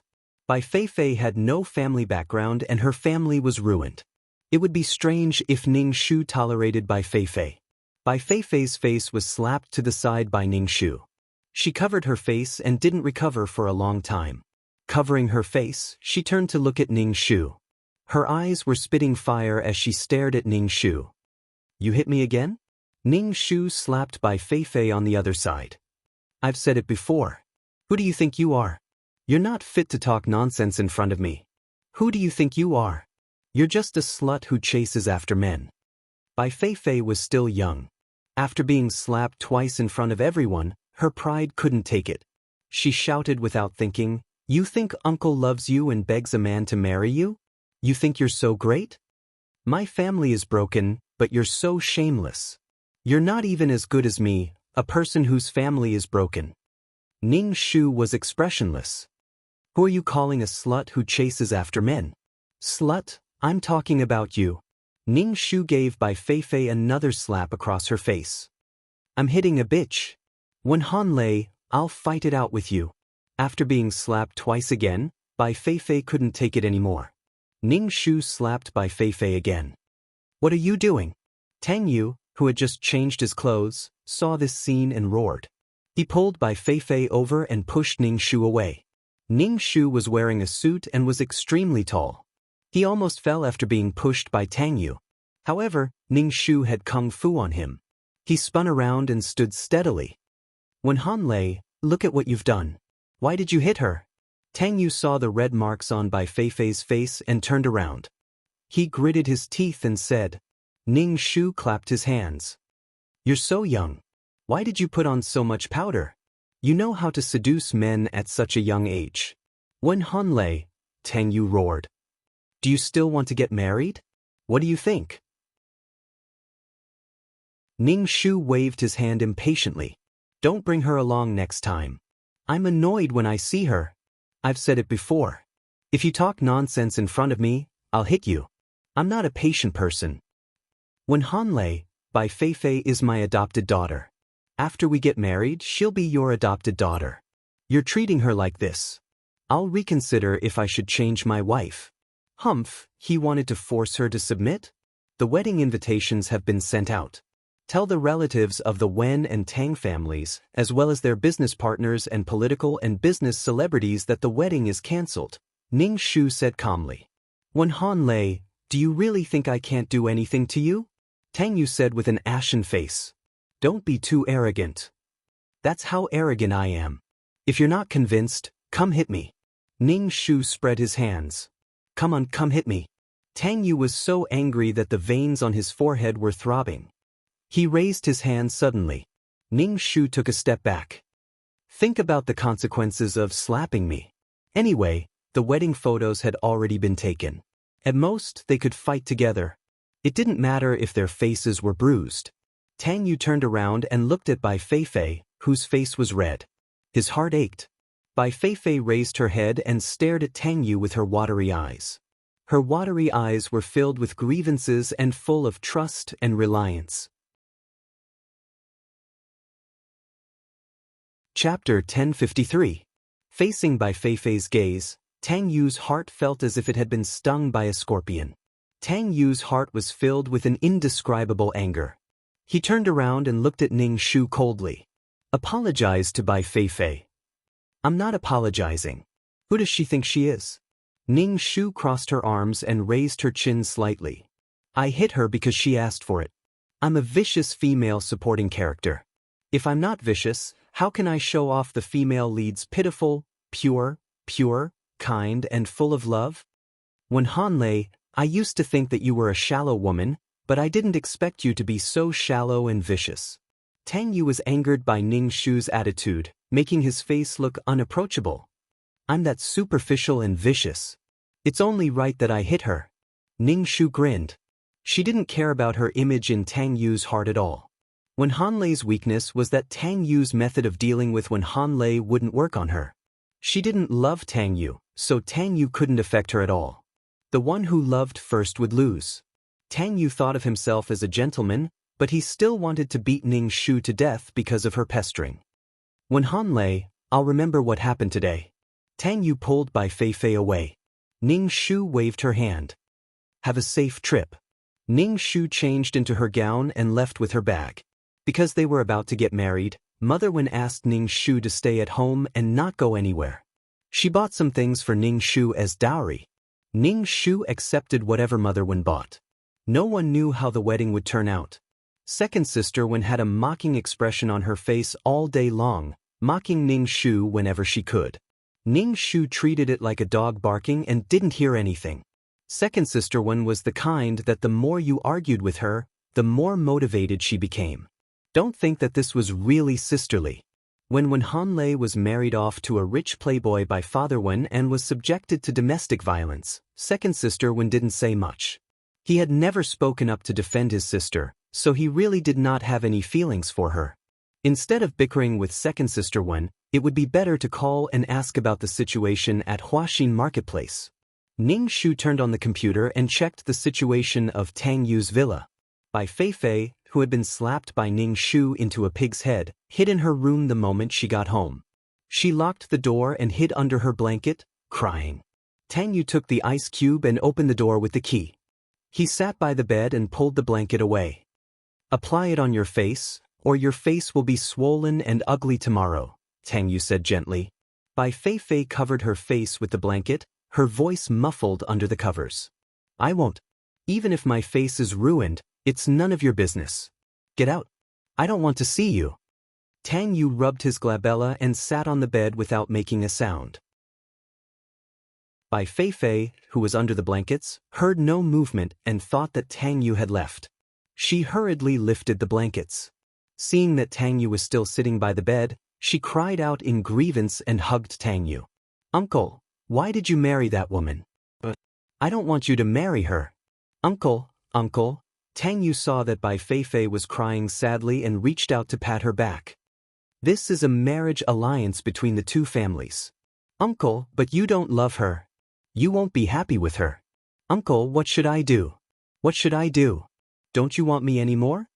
Bai Fei cried sadly and hugged Tang Yu tightly. Tang Yu sighed deeply. I'm your guardian. I won't leave you alone. Uncle, I like you. Don't marry that daughter, okay? I like you. I really like you. Bai Fei cried until she hiccuped, her voice tearing up. You're still young and don't know what it means to like someone. You'll know when you're older, Tang Yu said softly. I'm not young. I know what it means to like someone. Uncle, I like you. I really like you. Bai Fei raised her chin and blocked Tang Yu's lips with her cherry lips. She said shyly, Uncle, take me. Tang Yu's expression shook. Where did you hear this from? Uncle. Tang Yu pulled Bai Fei's hands away from his neck and ran away. Ning Shu, why was it always like this? He thought that something would happen, but nothing happened. Was there something wrong with Tang Yu? But Bai Fei was also fierce. Uncle, take me. Ning Shu turned off the computer and lay on the bed. He called out to 2333 in his heart. 2333, are you there? What's the situation now? Ning Shu called out, but there was no response. 2333, 2333, 2333, 33333. There was still no response. What was going on? Could it be that 2333 had already died? Ning Shu was panicking. He didn't know what was going on and was anxious.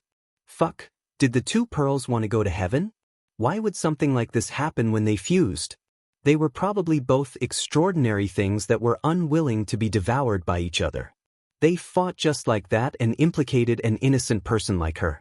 She didn't know if 2333 could handle it. 2333 was really useless. When two useless people were together, they could only numb their claws when they encountered problems. On the day of the wedding, Ning Shu put on the wedding dress and waited in the bedroom for Tang Yu to pick her up. Tang Yu arrived late with a straight face. It was impossible to tell that he was getting married. He was so solemn that those who didn't know would think that he was attending a funeral. The Wen family was afraid that Tang Yu would explode and didn't dare to make things difficult for him. Tang Yu went to Ning Shu's bedroom without any obstruction. Today, Tang Yu was wearing a well-tailored suit, looking handsome and confident. Tang Yu reached out to Ning Shu and Ning Shu placed her hand on Tang Yu's.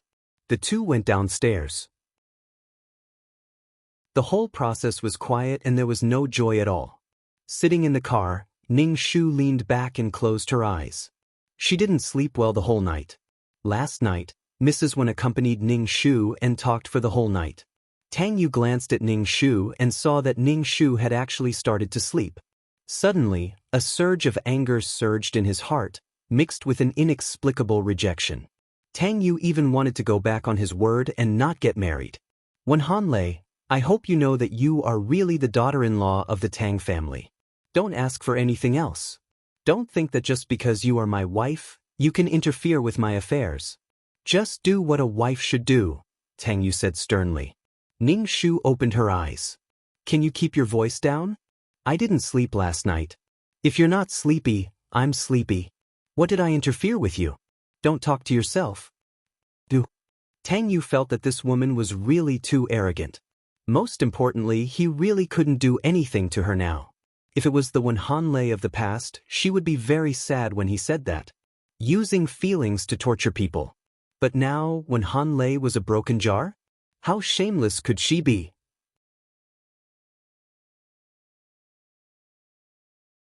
Chapter 1054. When they arrived at the wedding venue, Tang Yu asked the secretary, "Fei Fei didn't come? I didn't see Miss Bai." The secretary shook her head. Tang Yu looked around, his brows tightly knitted together in worry. According to the wedding procedure, Ning Shu was handed over to Tang Yu by Mr. Wen.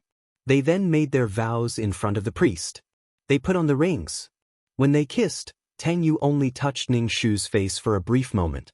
The MC then started to liven up the atmosphere. Ning Shu and Tang Yu stood together, both expressionless. The MC couldn't help but wipe his sweat. Tang Yu's phone rang twice. Tang Yu hurriedly took it out. It was a message from Bai Feifei. Ning Shu craned his neck and saw the gist of the message. "Uncle, I wish you happiness. I'm leaving. I won't come back to disturb you again. I'll forget you blah blah blah." Ning Shu clicked his tongue. If she wanted to leave, just leave. What was the point of sending a message? She could have just sent a message after she was far away. When Tang Yu saw the message, his expression changed. He wanted to rush out to find Bai Feifei. He only wanted to find Bai Feifei now. He didn't care about marriage, or benefits. When he thought of Bai Feifei leaving him, Tang Yu felt as if his heart had been dug out. He couldn't tolerate Bai Feifei leaving him. He couldn't. Ning Shu grabbed Tang Yu's arm and held him tightly. Tang Yu wanted to shake off Ning Shu, but he couldn't shake off Ning Shu. "Let go of me." Tang Yu, who had always been calm, had panic and disappointment on his face. Ning Shu looked at him. "Where are you going?" "We're getting married. I'm going to find Bai Feifei." Bai Feifei left. Tang Yu spoke quickly, looking very anxious. Ning Shu said nonchalantly, "She can't leave. You're her only family.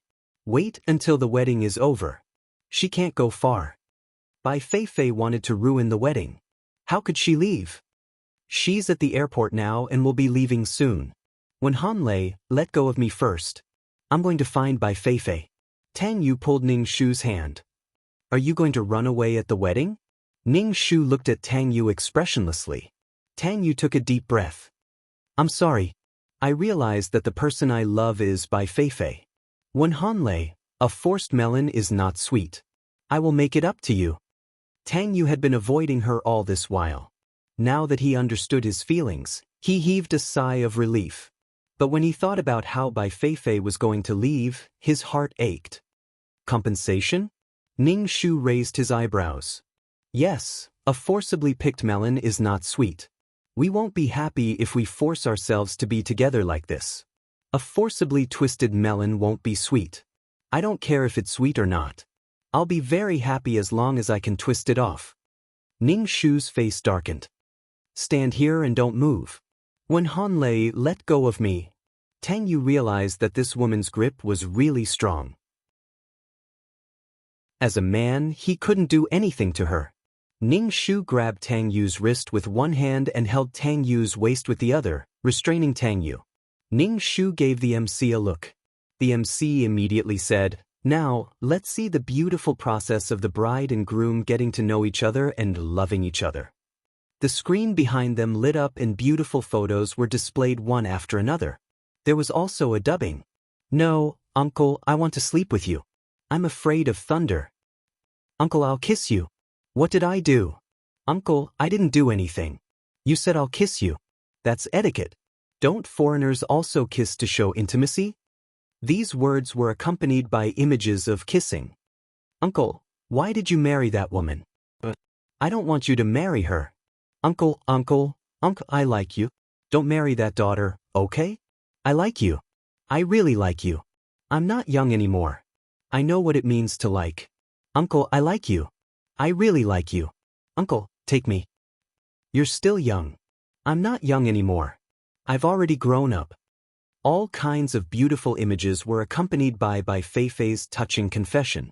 Perhaps there was something wrong with the projector or something else, but that sentence, "Uncle, take me," kept repeating endlessly. The entire wedding venue was filled with the words, "Take me, take me." The wedding venue was in an uproar. Some people even knelt down in laughter. Tang Yu looked as if he had been struck by lightning. He stared blankly at the huge screen. The screen was filled with images of him and Bai Feifei being intimate. Tang Yu's mind was numb. He couldn't figure out where these photos came from. Almost instantly, Tang Yu reacted. He shouted at the MC, "Why aren't you turning it off? Turn it off quickly." The MC's head was covered in cold sweat. This wedding wouldn't be ruined, right? The MC was flustered, but he couldn't turn off the projector. And that sentence, "Uncle, take me," was transmitted through the speakers to every corner of the venue. It kept repeating, and repeating. How could there be no reporters at such a big event like Tang Yu's wedding? These reporters took photos crazily. They held recording pens and recorded the sentence, "Uncle, take me." Ning Shu looked at these beautiful images and was very satisfied. It wasn't a waste of his time editing. This standard was comparable to a professional editor. "Turn it off quickly. Turn it off." Tang Yu shouted at the MC. His face was ashen. His body was trembling from agitation. The MC turned off the projector in a flurry. But the people present still felt that the words, "Uncle, take me." This feeling of lust.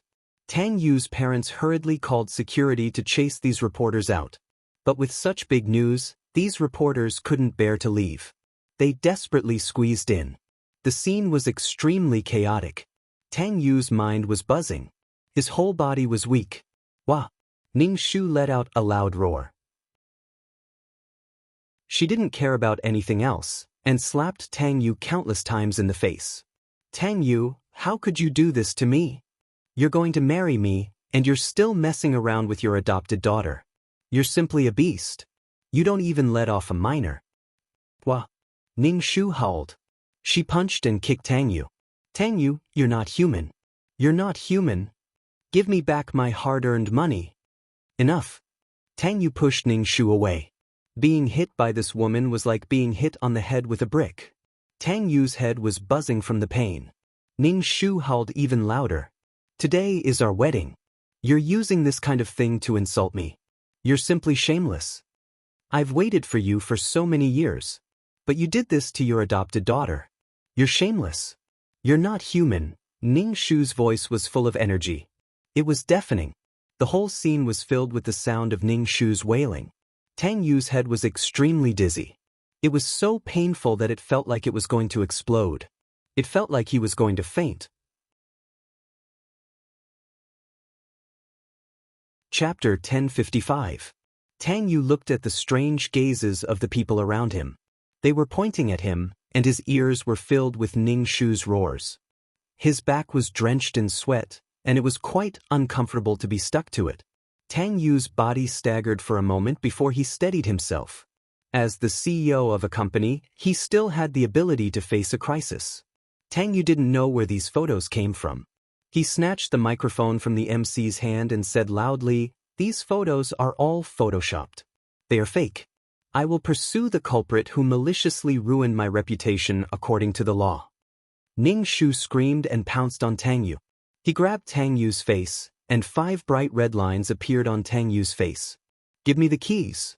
I want to see that Bai Feifei. How could she say such shameless things? I've always treated her as my biological daughter. I didn't expect her to seduce her own foster father behind my back. She's so young, so bad." Ning Shu touched Tang Yu's pocket. He took out a bunch of keys. "Wen Hanlei, stop fooling around." Tang Yu's eyes were red as he growled at Ning Shu.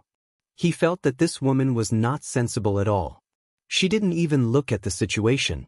"Tang Yu, you did such a thing behind my back with your foster daughter. You've always been lying to me. If it was any other time, I could pretend that I didn't know. But this is our wedding, and you actually released such a thing to humiliate me. Wen Hanlei, stop talking nonsense." Tang Yu's head was about to explode. Ning Shu covered his face and wailed. The scene was very lively. Many people took out their phones to record. I can confirm that some malicious people deliberately did this. After this incident, I will pursue the culprit's responsibility according to the law, Tang Yu said in a deep voice, his face incomparably calm. His face was calm, and there was no trace of panic. It looked as if he had been wronged and someone was deliberately taking revenge. Tang Yu calmed the reporters. But a person suddenly rushed up the stage and snatched the microphone from Tang Yu's hand. Everyone looked at this woman in a daze. This woman's face was pale and angry. She looked at Tang Yu with deep hatred. Tang Yu, you forced my husband to his death and now you're lying to my daughter. Why don't you go to hell? Bai Feifei's mother screamed at Tang Yu. When Tang Yu saw Bai Feifei's mother, his pupils shrank and his face paled. He calmly said, I don't know what you're talking about. You coveted my husband's clothing brand and drove him to his death. Then you adopted my daughter and coaxed her. My daughter was still young and was lured by you to do such a thing. The surrounding reporters were so excited that it was as if they had been injected with chicken blood. It was really one place after another, and all of them were headlines. My husband refused to sell the company. Your godly design drove my husband to his death. You won't be able to get the brand without any effort. You'll go to hell. I'll fight it out with you.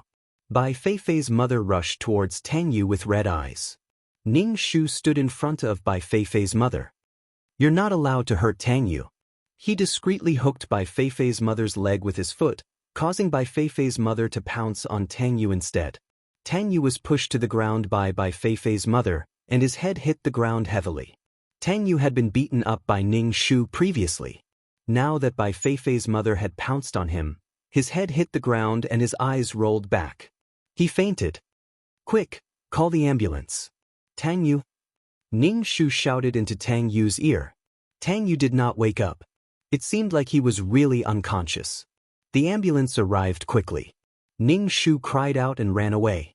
Wah, I can't accept this. After leaving the wedding venue, Ning Shu hailed a taxi and headed to Tang Yu's villa. Ning Shu used the key to open the door. Ning Shu removed all the cameras that he had placed earlier. Although Tang Yu swore in front of the reporters and political and business elites that he was innocent, he knew in his heart that these photos were real. Before anyone could react, he destroyed the cameras. Ning Shu threw the miniature cameras into the toilet bowl and flushed them away. Ning Shu opened the door and saw that the entrance was filled with reporters. Fuck, these reporters had arrived quickly. They should have gone to the hospital to wait for Tang Yu to wake up. Miss Wen, did you not know about the matter between Tang Yu and his adopted daughter? Ning Shu cried out, I don't want to answer now. Get out of the way. Mr. Wen, is Tang Yu's adopted daughter inside?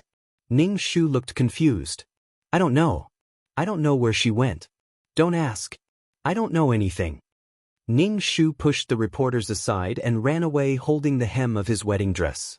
Ning Shu took off the white veil on his head and threw it away. It was troublesome to wear it on his head. When he returned to the Wen family, several pairs of eyes stared at him the moment he entered the door.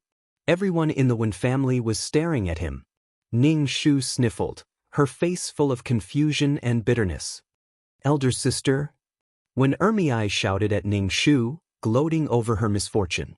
Ning Shu stared at Wen Ermiai with eyes full of emptiness and despair. Think about the consequences before you say anything. I'm so irritated now. When Ermiai's sarcastic words were stuck in her throat when Ning Shu stared at her. She couldn't swallow her words and her face turned ugly. A good wedding has turned into this. Father Wen's face was livid. Ning Shu was expressionless. Hubby, fourth sister is so sad. Don't say any more. What is Tang Yu doing? Father Wen couldn't help but want to roll his eyes. However, the Tang family was at the center of the storm and the Wen family was also a victim. Otherwise, Father Wen would be furious. Go upstairs and rest. Ning Shu waved his hand. Ning Shu's voice was a little hoarse. Thank you, Father. Then he went upstairs. After closing the door, Ning Shu couldn't help but swallow a mouthful of saliva. His throat was sore after howling for so long. Ning Shu took off the wedding dress and took a comfortable bath. Oh my, it's so cool. After the bath, Ning Shu took out some snacks from the cabinet. Due to the emergency, he didn't even have time to exchange for the fasting pills. Those who had been betrayed would always be sad for a period of time. They would be half dead. Ning Shu sat cross-legged on the bed to cultivate. When it was time for dinner, Mother Wen knocked on the door and asked Ning Shu to eat. Ning Shu's voice was hoarse and weak. I have no appetite. You can eat. I'll be fine after a while. Don't ruin your body. Without Tang Yu, there are other good men. Mother Wen said. Ning Shu opened the door a little, revealing a pair of dark eyes. Father, do you want me to marry another man? You don't want me to marry Tang Yu? Ning Shu asked. Looking at your father's attitude, I guess he won't let you marry Tang Yu again. Tang Yu has been evading your father before. Mother Wen said.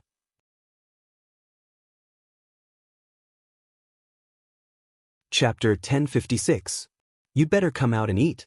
It's not worth it to hurt your body. Mrs. Wen reached out to pull Ning Shu out. Ning Shu closed the door and said, Let me be alone for a while. Ning Shu sat on the bed and took out his computer to check the stock market. The Tang family's shares had fallen, and with such a scandal, the shares would continue to fall. Mr. Wen did not want her to marry Tang Yu, not because he felt sorry for her, but because the Tang family was no longer worth cooperating with. If the Tang family wanted to survive this scandal, they would definitely suffer some losses. Now was not the best time to cooperate with the Tang family. Ning Shu browsed the web again. Some blurry cell phone videos had already spread online. Ning Shu clicked on the video and saw his image. He couldn't help but cover his eyes. The words, "Uncle, take me," were even more erotic. Basically, every video had this sentence. These videos became more and more popular, and soon, they became popular. There were all kinds of comments. Some said that Tang Yu and Bai Feifei were thieves and prostitutes, while others sympathized with Ning Shu. There were also people who said that Ning Shu was a shrew. Ning Shu turned a blind eye to such messages. The next morning, Ning Shu looked haggard and read the newspapers first. The entertainment headlines were indeed about this matter. He prepared to go to the hospital to see how Tang Yu was doing. The entrance of the hospital was surrounded by reporters. When they saw Ning Shu, they surrounded Ning Shu. Miss Wen, are you here to see Tang Yu? May I know where Miss Bai is now? Do you know where she went? May I know if you and Tang Yu will continue to be together? Ning Shu threw questions at them one by one. Ning Shu looked haggard. Please disperse. This is a private matter between the Tang family and the Wen family. When I found out about this at the wedding, I was very emotional. After a night, I've thought it through. Nothing forcibly done will be sweet. If Bai Feifei and Tang Yu truly love each other, I'll give them my blessings. Ning Shu's face looked even more haggard. Previously, I couldn't figure out why Tang Yu held his wedding first and didn't register his marriage with me. It's because he has Bai Feifei in his heart. Ning Shu's voice was hoarse. Let's just forget about this matter. Please don't report it anymore. Is it true that Tang Yu forced Bai Feifei's father to his death? The reporter asked again. I don't know. I don't know the situation in Tang Yu's company. I don't believe that Tang Yu would do such a thing. If he killed Bai Feifei's father, why would he adopt Bai Feifei? Ning Shu defended Tang Yu. Ning Shu pushed the reporters aside and entered the hospital. Tang Yu had already woken up. There was a bandage on his head and his face was pale. Tang Yu was watching the TV. The TV was broadcasting about the wedding. What are you doing here? Tang Yu saw that it was Ning Shu who opened the door and looked away. Ning Shu walked to the bedside. Tang Yu's face was very pale. There were even scratches from Ning Shu on his face. They were even more obvious after one night. It was a pity that such a handsome face had been ruined. Are you feeling better? Ning Shu asked. What did you mean by those words you said to those reporters?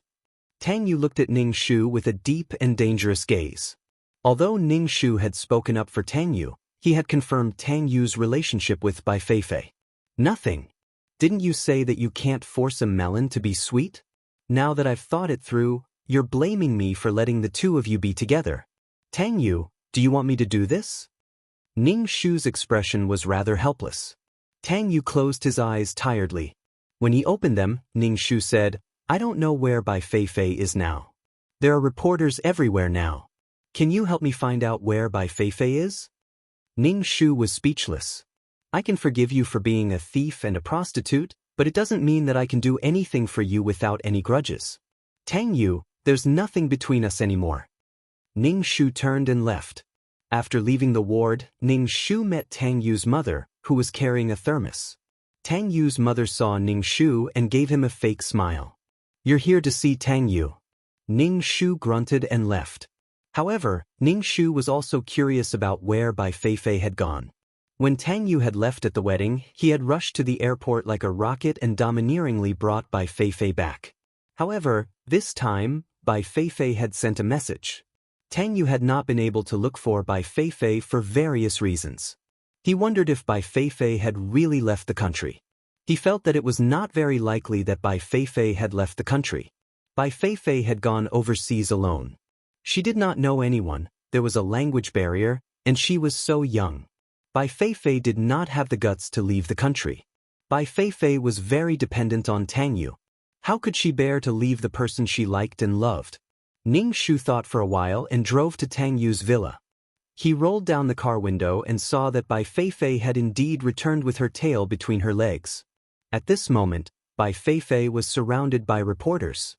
She was at a loss and her expression was full of fear. Especially those reporters' questions, which made Bai Feifei tremble with fear. "Bai Feifei, do you like your adoptive father? Do you know that Tang Yu forced your father to his death? In the face of the enemy who killed your father, you still let Tang Yu have you. Are you so open-minded at such a young age?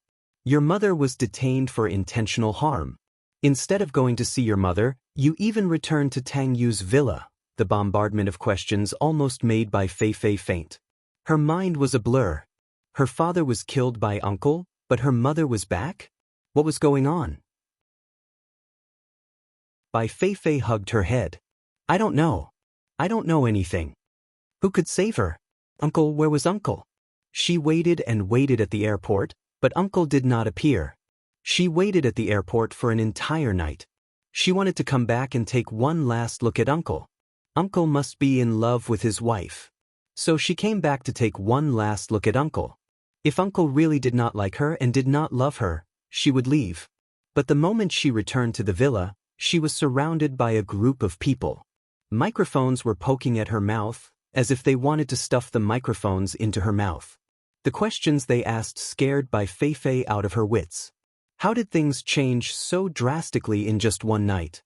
Bai Feifei looked around, trying to find Tang Yu's figure.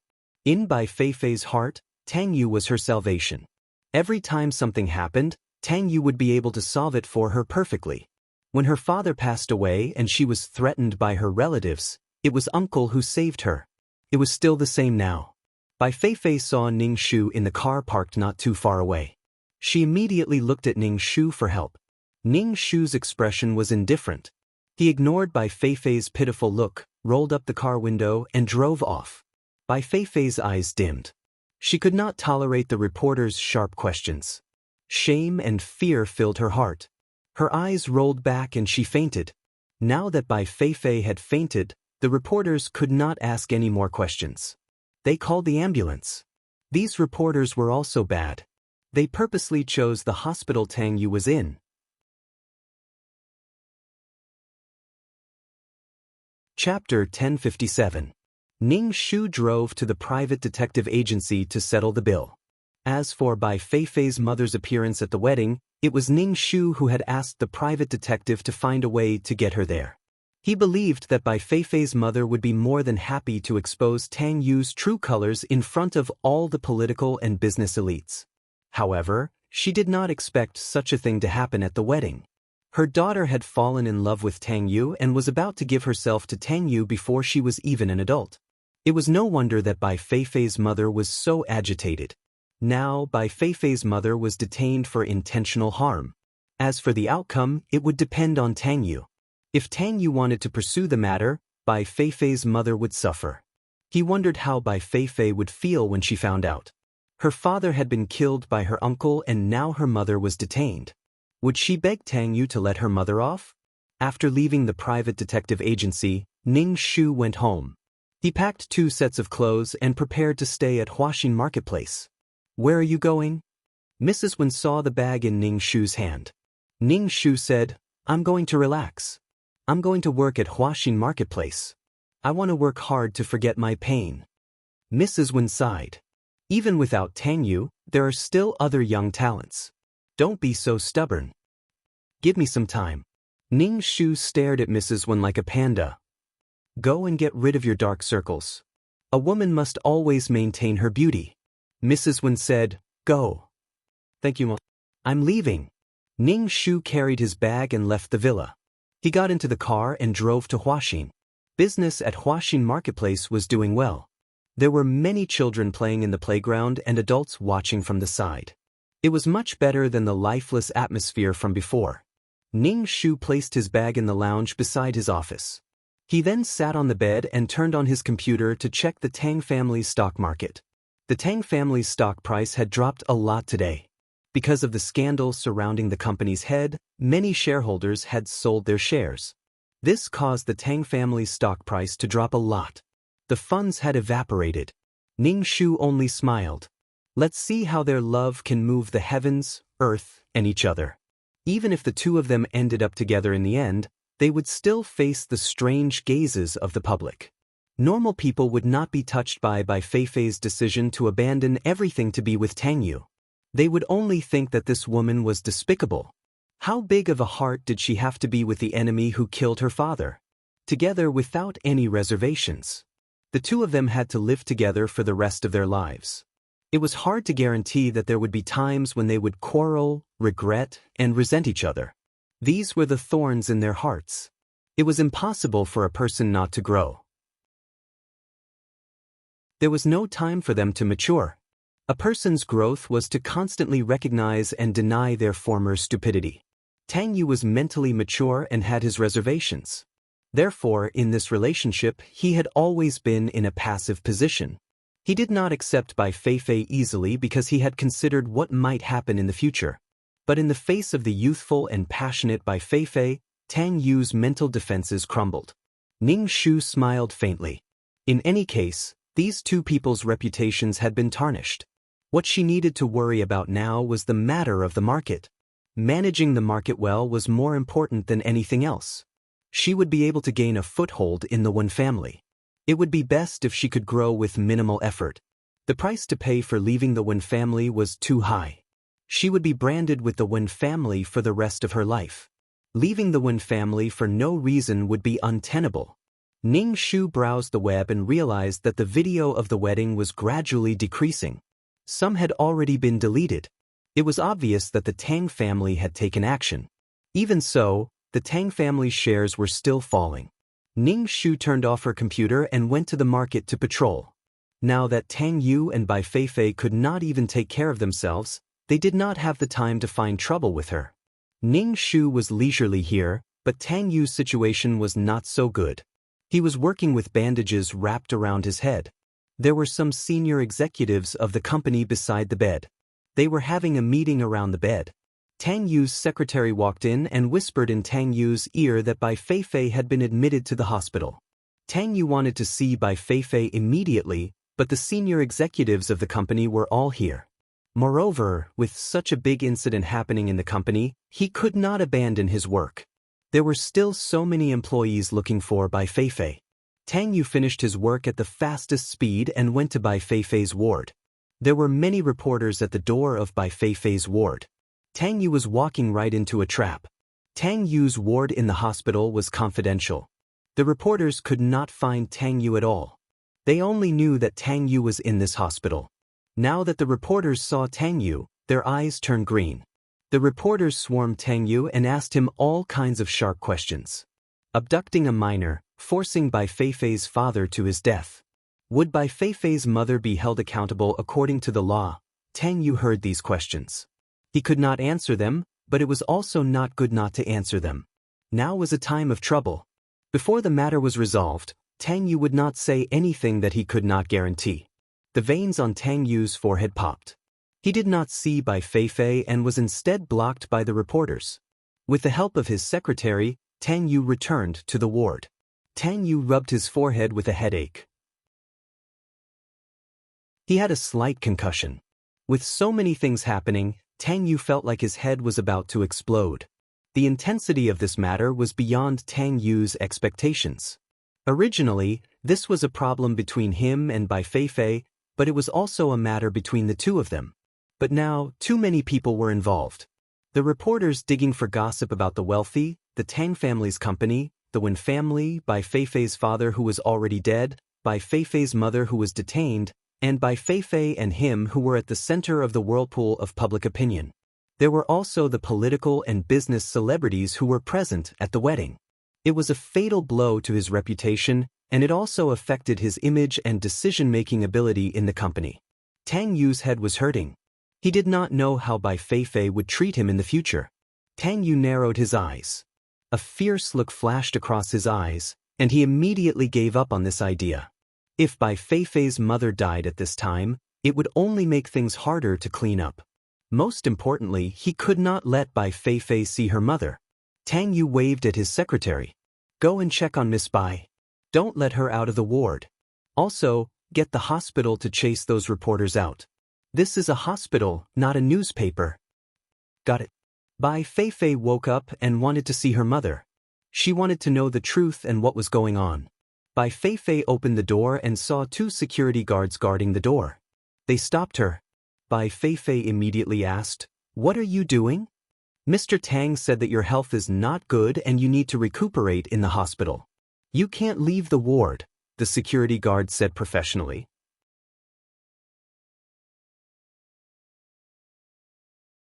Chapter 1058. Bai Feifei looked at the 2 security guards who were blocking her way. They were tall and strong and were clearly not people she could deal with. What does this mean? I can only stay in the house? Bai Feifei was shocked. She had a bad feeling.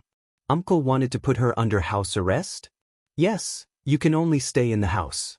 A nurse will bring you food and take care of your body. Mr. Tang said that you will be released when you are better, the security guard said. Bai Feifei was a smart girl. Although the security guard was being tactful, this was still house arrest. Bai Feifei could not accept it immediately. Uncle would never do this to her. Bai Feifei's heart wavered. She felt that what the reporters said might be true. Uncle had really caused her father's death. My body is fine. Let me out. I'll just go out for a while. Uncle won't know.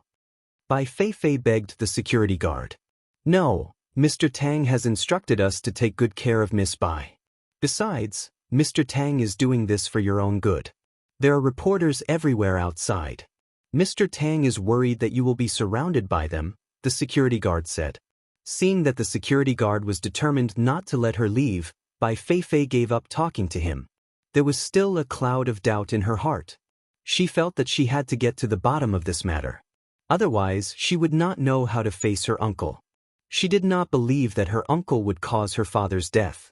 If he had really caused her father's death, he would not have treated her so well, protecting her and doting on her. Bai Feifei's heart was conflicted. Tears streamed down her face. She took out her phone and switched it on. She saw many messages and calls. They were from many of her classmates. They were either asking questions or mocking Bai Feifei, saying that Bai Feifei was shameless to be able to say, "Uncle, take me." Such shameless words. There were even posts on the school forum saying that Bai Feifei was not a goddess at all. She had sold herself to Tang Yu to live a wealthy life. There were all kinds of nasty words. Bai Feifei was so angry that her lungs were about to explode. Many of them were people who used to be good friends with her. They used to have a crush on her, but now they were so heartless. Bai Feifei was so angry that she cried. What was going on? She had said those words to her uncle before, but how did it get to the point where everyone knew about it? Bai Feifei finally found a video of the wedding on the internet. Bai Feifei watched the video and her face turned paler. This, Bai Feifei curled up and covered her face with the blanket, sobbing softly. The private words she had said to her uncle were just to tease him. Now that it had been exposed, there was also the words her mother had said at the wedding.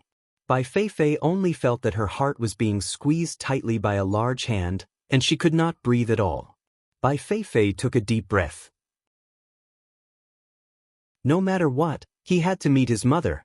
She had to know the truth. She did not believe that her uncle was such a cruel person. He would really kill her father. When the nurse came to deliver the food, Bai Feifei convinced the nurse to change clothes with her before running out of the hospital.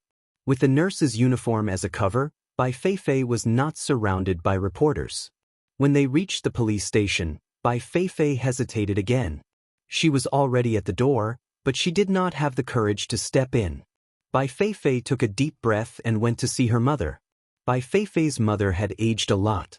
When she saw Bai Feifei, she asked agitatedly, "Feifei, are you all right? Did Tang Yu take advantage of you? How could you do such a thing?" "I want to ask you, was Dad really killed by Uncle?"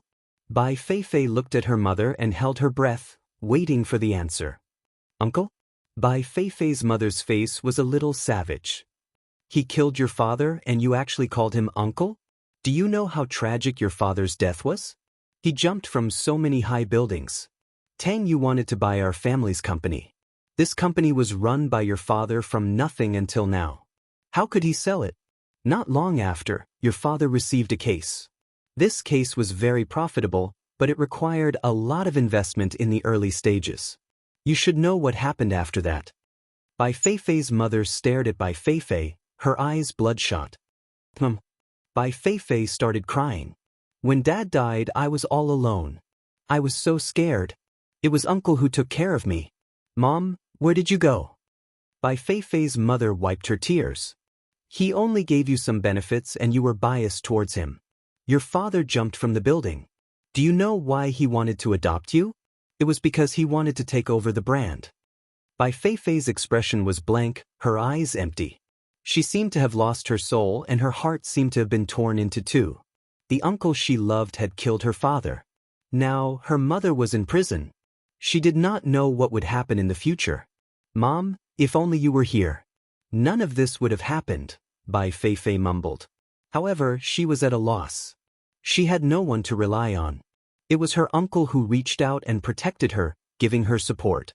But now that she was told such a cruel thing, Bai Feifei would rather be a fool and not know anything. The truth was often cruel. "I wasn't here.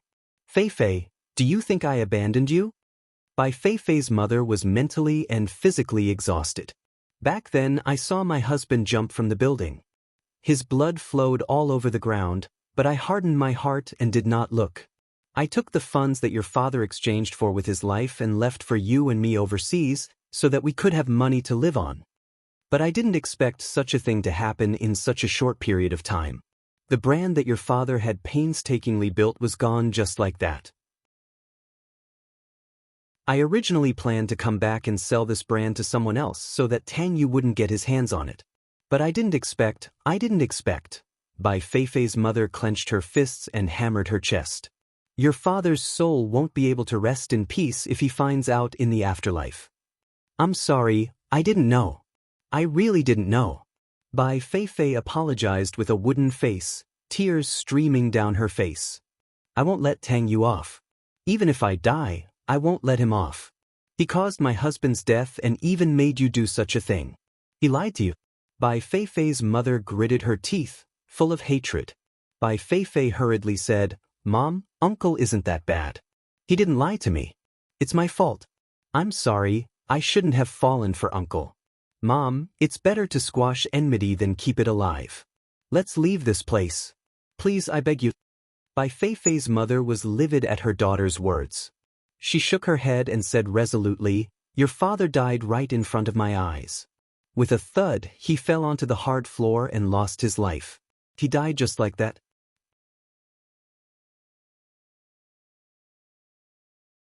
Chapter 1059. Bai Feifei, that is my beloved husband and also your father. You told me not to seek revenge. Shouldn't he pay the price? Mommy. Bai Feifei sobbed. Uncle was someone she loved too. Bai Feifei was in extreme pain. Her heart had been torn into two. On one side was her family, and on the other was her uncle. Bai Feifei clutched her chest in pain. Bai Feifei returned to the hospital in a daze. She opened the door to the ward and saw Tang Yu sitting on her bed. When she saw Tang Yu, Bai Feifei really wanted to throw herself into Tang Yu's embrace. Every time she encountered something difficult to resolve, something sad, Tang Yu would always be able to resolve it for her. Tang Yu's embrace was filled with a sense of security.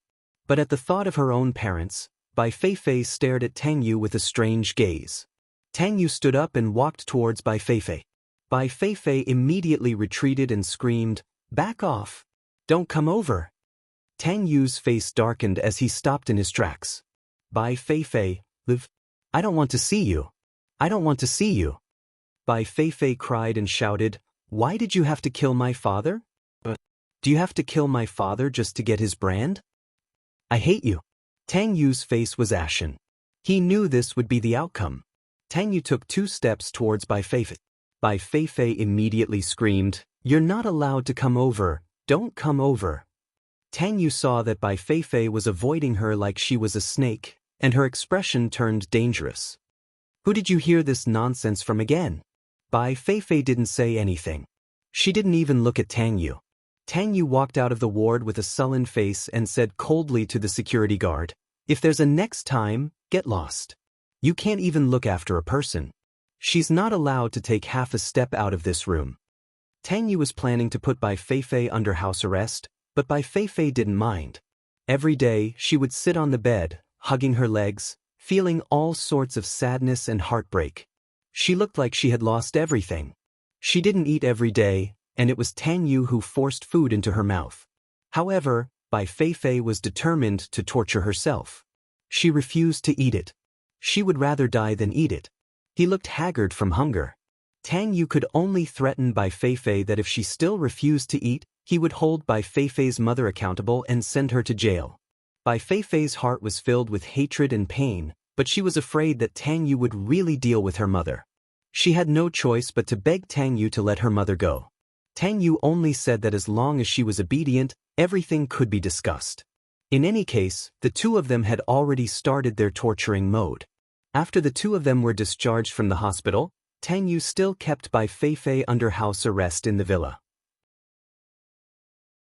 Bai Feifei made herself seem like the most miserable person in the world every day, torturing herself and torturing Tang Yu's heart, using emotional abuse.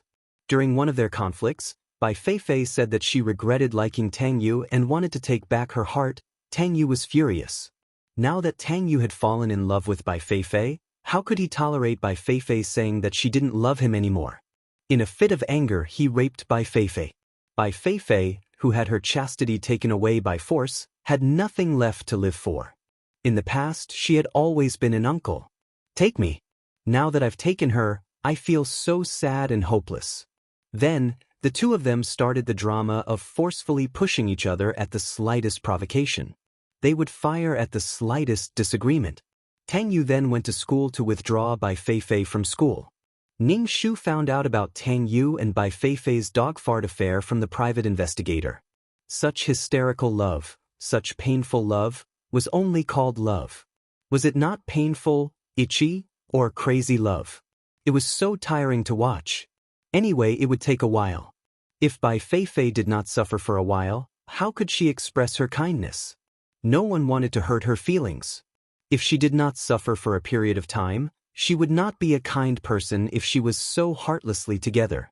Anyway, it would be fine after a period of time. They would live happily together. Ning Shu could not figure it out. Why couldn't they be more firm in their stance? Their stance? Ning Shu threw Tang Yu and Bai Feifei's matter to the back of his mind and busied himself with the sales. Now that the sales were not in debt and could make profits, Father Wen even specially came over to inspect. When Ermiai looked at Ning Shu's sales with a disapproving look, mocking Ning Shu that he was lucky, Ning Shu told Wen Ermiai to speak less. Her words were smelly. The sales were profitable and Father Wen did not plan to withdraw. Originally, they were losing money. Now that they had some profits, no matter how small a mosquito's leg was, it was still meat. He let Ning Shu manage it first. After Father Wen left, Ning Shu gave some bonuses to the employees of the sales and told them that the sales would not be closed for the time being. The happiest person was Manager Li. The sales would not be closed. He was the head here. With profits, he would not be mocked by other sales managers. The sales were losing money every year. As the sales manager, he was ashamed. Now, he was full of enthusiasm. Other than looking after the sales every day, Ning Shu also paid attention to the Tang family situation, especially the Tang family's situation in the stock market. The Tang family's company fell and the price had not recovered. The shareholders dumped the Tang family shares. Tang Yu bought these scattered shares to stabilize the stock price. However, Tang Yu's image was tainted. It made the shareholders and the Tang family's business partners worried. In order to save his image, Tang Yu made a difficult decision. That was to marry Ning Shu. Now that the Tang family was in a precarious situation, Tang Yu thought about it. Only by marrying Ning Shu could he dispel the rumors of him having an affair with his adopted daughter. Tang Yu was unwilling to marry Ning Shu, but he had no choice now. The Tang family was in desperate need of a business partner. Tang Yu hid the fact that he was getting married from Bai Feifei. However, Bai Feifei still found out from the servants who took care of her that Tang Yu was going to marry Ning Shu. Now, another knife was stabbed into her heart. Bai Feifei begged Tang Yu, "Since you're going to get married, let me go. Let me go, okay?" Tang Yu pressed on Bai Feifei's body and rejected her coldly. "Your life is mine. If you die, you're my ghost. I will never let you go." Bai Feifei was in pain. Her uncle was not like this in the past. Tang Yu held a press conference and said that those photos were photoshopped. Someone was deliberately taking revenge. His relationship with his adopted daughter was also pure. Those were rumors. The person he loved was Wen Hanlei. Soon he would marry Wen Hanlei. Wen Hanlei was the person he loved. He would give Wen Hanlei a grand and romantic wedding ceremony. Bai Feifei watched the press conference on the television at home. Her tears fell. Ning Shu was speechless. Fuck. Could Tang Yu be any more shameless? When was she going to marry him? Tang Yu was too arrogant. He did not even greet her and thought that she would definitely marry him? He really ordered people to come and go as he pleased. He kept Bai Feifei in captivity every day. When he encountered trouble, he would use her as a shield.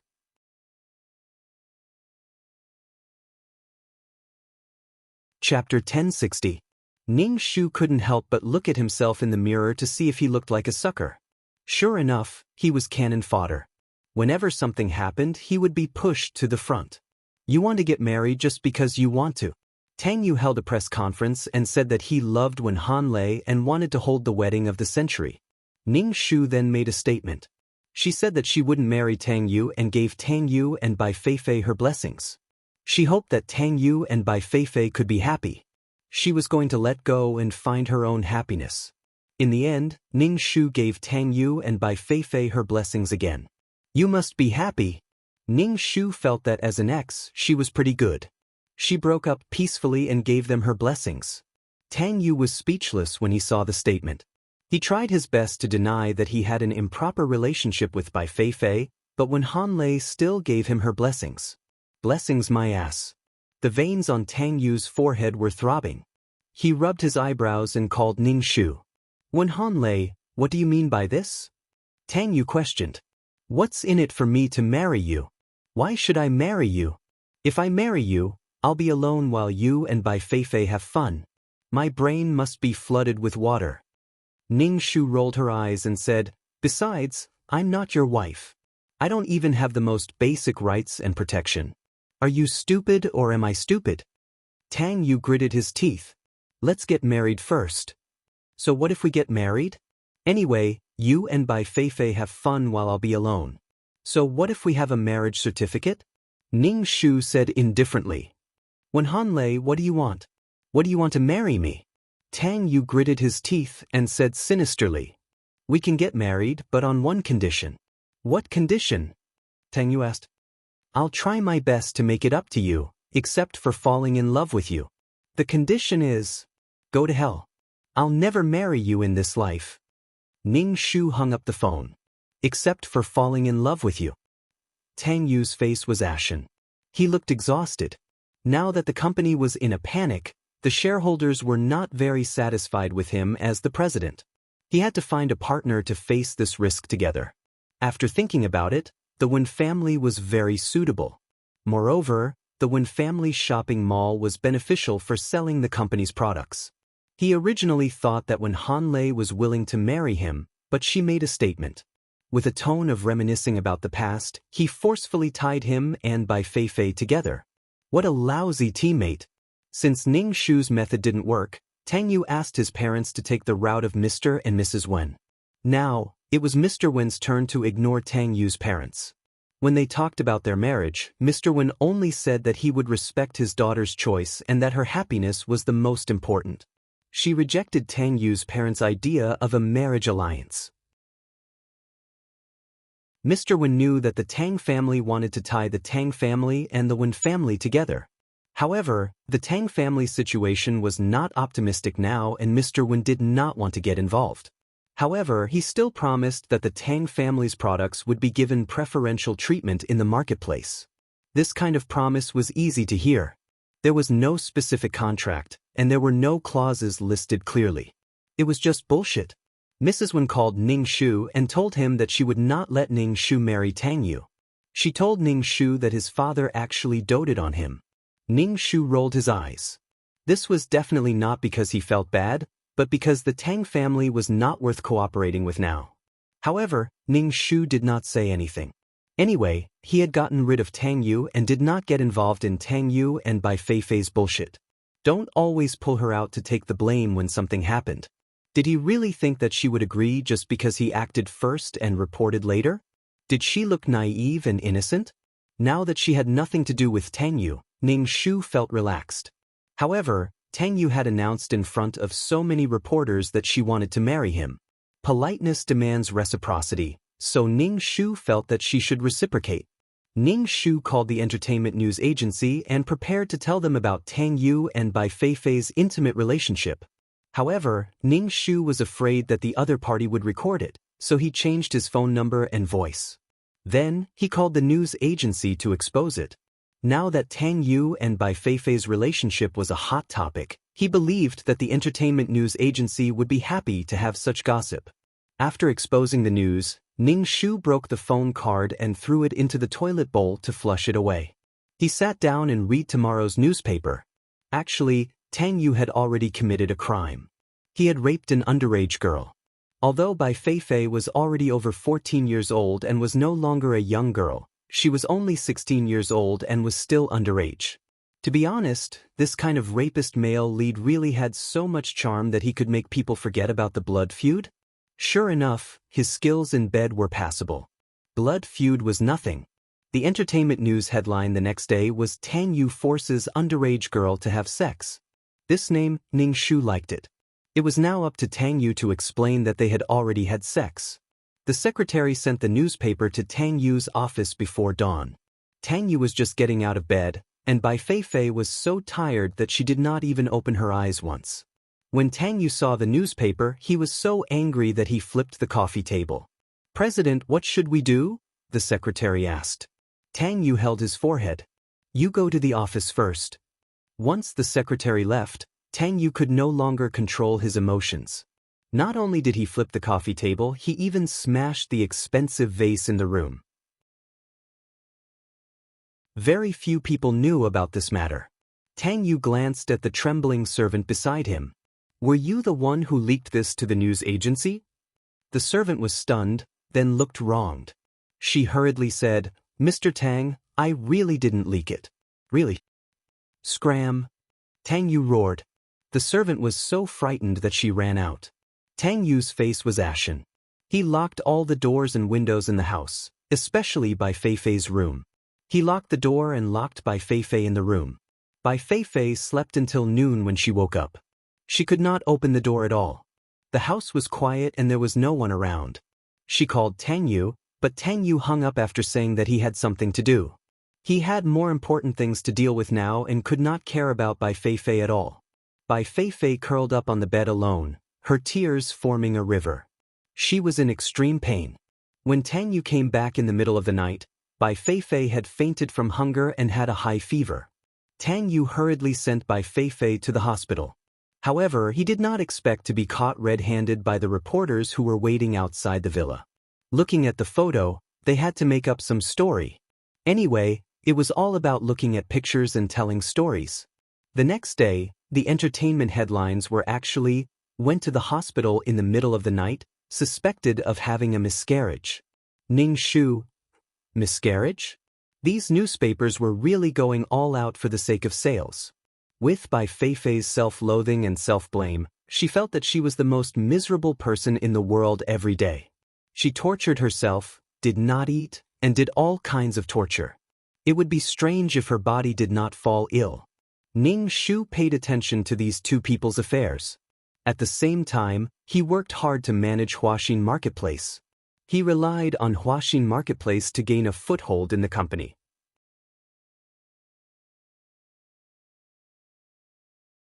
Chapter 1061. Although Huaxin Marketplace's profits couldn't be compared to other marketplaces, it was still thriving. There was hope in life. From time to time, she would pay attention to the Tang family's situation. When she saw that Tang Yu wasn't doing well, she was relieved. Now, Tang Yu was surrounded by scandals. First, it was revealed that he had an incestuous relationship with his adopted daughter. Any relationship in the legal sense was incestuous. Now, it was revealed that he had an affair with an underage adopted daughter. This kind of peachy news was the most eye-catching and the public loved to hear about it. Now, Tang Yu wasn't in a good situation. It wasn't easy to build a good reputation. To destroy it, it was a matter of minutes. Her mission was more or less complete. Now that the company was having a meeting, Ning Shu, as the manager of Huaxin Marketplace, could also attend the meeting. In the past, the company's decisions had nothing to do with Huaxin Marketplace. But now that Ning Shu could attend the meeting, it meant that the company had included Huaxin Marketplace in the company's decision-making. Ning Shu and Wen Ermei often saw each other in the company, and it was common for them to argue with each other. Ning Shu couldn't be bothered to stay in the company. Most of the time, he stayed at Huaxin Marketplace and managed it well. Once he showed his value, Father Wen wouldn't casually marry her to a rich playboy. Ning Shu still asked the private investigator to pay attention to the Tang family's matters, especially Tang Yu and Bai Feifei. But not long after, Ning Shu received news from the private investigator that Bai Feifei had a miscarriage. Ning Shu, Bai Feifei was only 16 years old, dear mother. You guys really knew how to play. Did you think that being young meant being indulgent and squandering? Their relationship was built on someone else's life. With such a relationship, he didn't know if he would have nightmares when he fell asleep. Tang Yu's scandals caused the Tang family's stocks to plummet. As the leader of a company, how could he convince others without a glorious image? As for Bai Feifei, in this kind of sadistic novel, the male protagonist would abuse her and she would also abuse herself. She probably felt that she was too cheap and wanted to abuse herself to reduce the shame in her heart. Ning Shu couldn't figure out how to solve the problem at this time if they didn't eat and drink enough. Under the pressure of the company's shareholders, Tang Yu's father had no choice but to remove Tang Yu from the position of CEO and let someone more capable take over. But now that the company was in the middle of a storm, whoever took over would have a bit of a headache. Tang Yu, who had been fired, had more time to spend with Bai Feifei. If you like me and you love me, I will torture your heart. If I like you and I love you, I will torture your body. Even if I can't get your heart, I will get your body. Ning Shu told the private investigator not to send him any more information. Just hearing about the two of them was enough to make Ning Shu feel mentally exhausted. Now that she was ready to leave this world, she was anxious to go back and see how the two pearls were doing. I wonder how 2333 is doing. 2333, what's the situation now? Ning Shu called out to 2333. 2333 did not respond. Fuck, 2333, are you dead? If you're not dead, squeak. Ning Shu shouted again. Ning Shu hammered the ground. What the hell was going on? Ning Shu waited and waited, waiting for 2333 to tell him to leave this world. Ning Shu was worried that there was something wrong with the system space. Ning Shu did not wait for 2333 to speak. When she had nothing to do, she would go on a trip. Because Huaxin Marketplace was profitable, Ning Shu also received dividends. With money in his pocket, he could buy whatever he wanted, go wherever he wanted, and eat whatever he wanted. Awesome. Papa Wen even wanted to marry Ning Shu off. Ning Shu said calmly, so be it. I can make the marketplace profitable. No matter who I marry, I will be a blessing to the husband. Papa Wen thought for a while and said, Tang Yu's matter is quite big. You used to be Tang Yu's fiancé. Let's talk about it after Tang Yu's matter calms down a little. You are in a hurry to get married. People will say that the Wen family is heartless. Ning Shu wanted to roll his eyes. Who was the one who said that he wanted to marry her off? The matter of marriage was over just like that. Ning Shu waited and waited, waiting for 2333 to send him back. But after a long time, Ning Shu's heart was a little anxious. Why was he still not sending him back? Tang Yu and Bai Feifei's reputation was now in tatters. The mission of destroying their reputation had been completed. Papa Wen would not let her marry anyone casually. Why was he still not leaving this world? Was he going to stay in this world for the rest of his life? No, it would consume a lot of his soul power. If he died in this world, would his soul be able to return to the system space? Ning Shu felt that his whole body was not very good. Ning Shu waited and waited anxiously. Finally, he heard the system's voice. But it was not 2333's voice, but the cold mechanical voice. Mission completed. Leaving the mission world and entering the next mission world? What?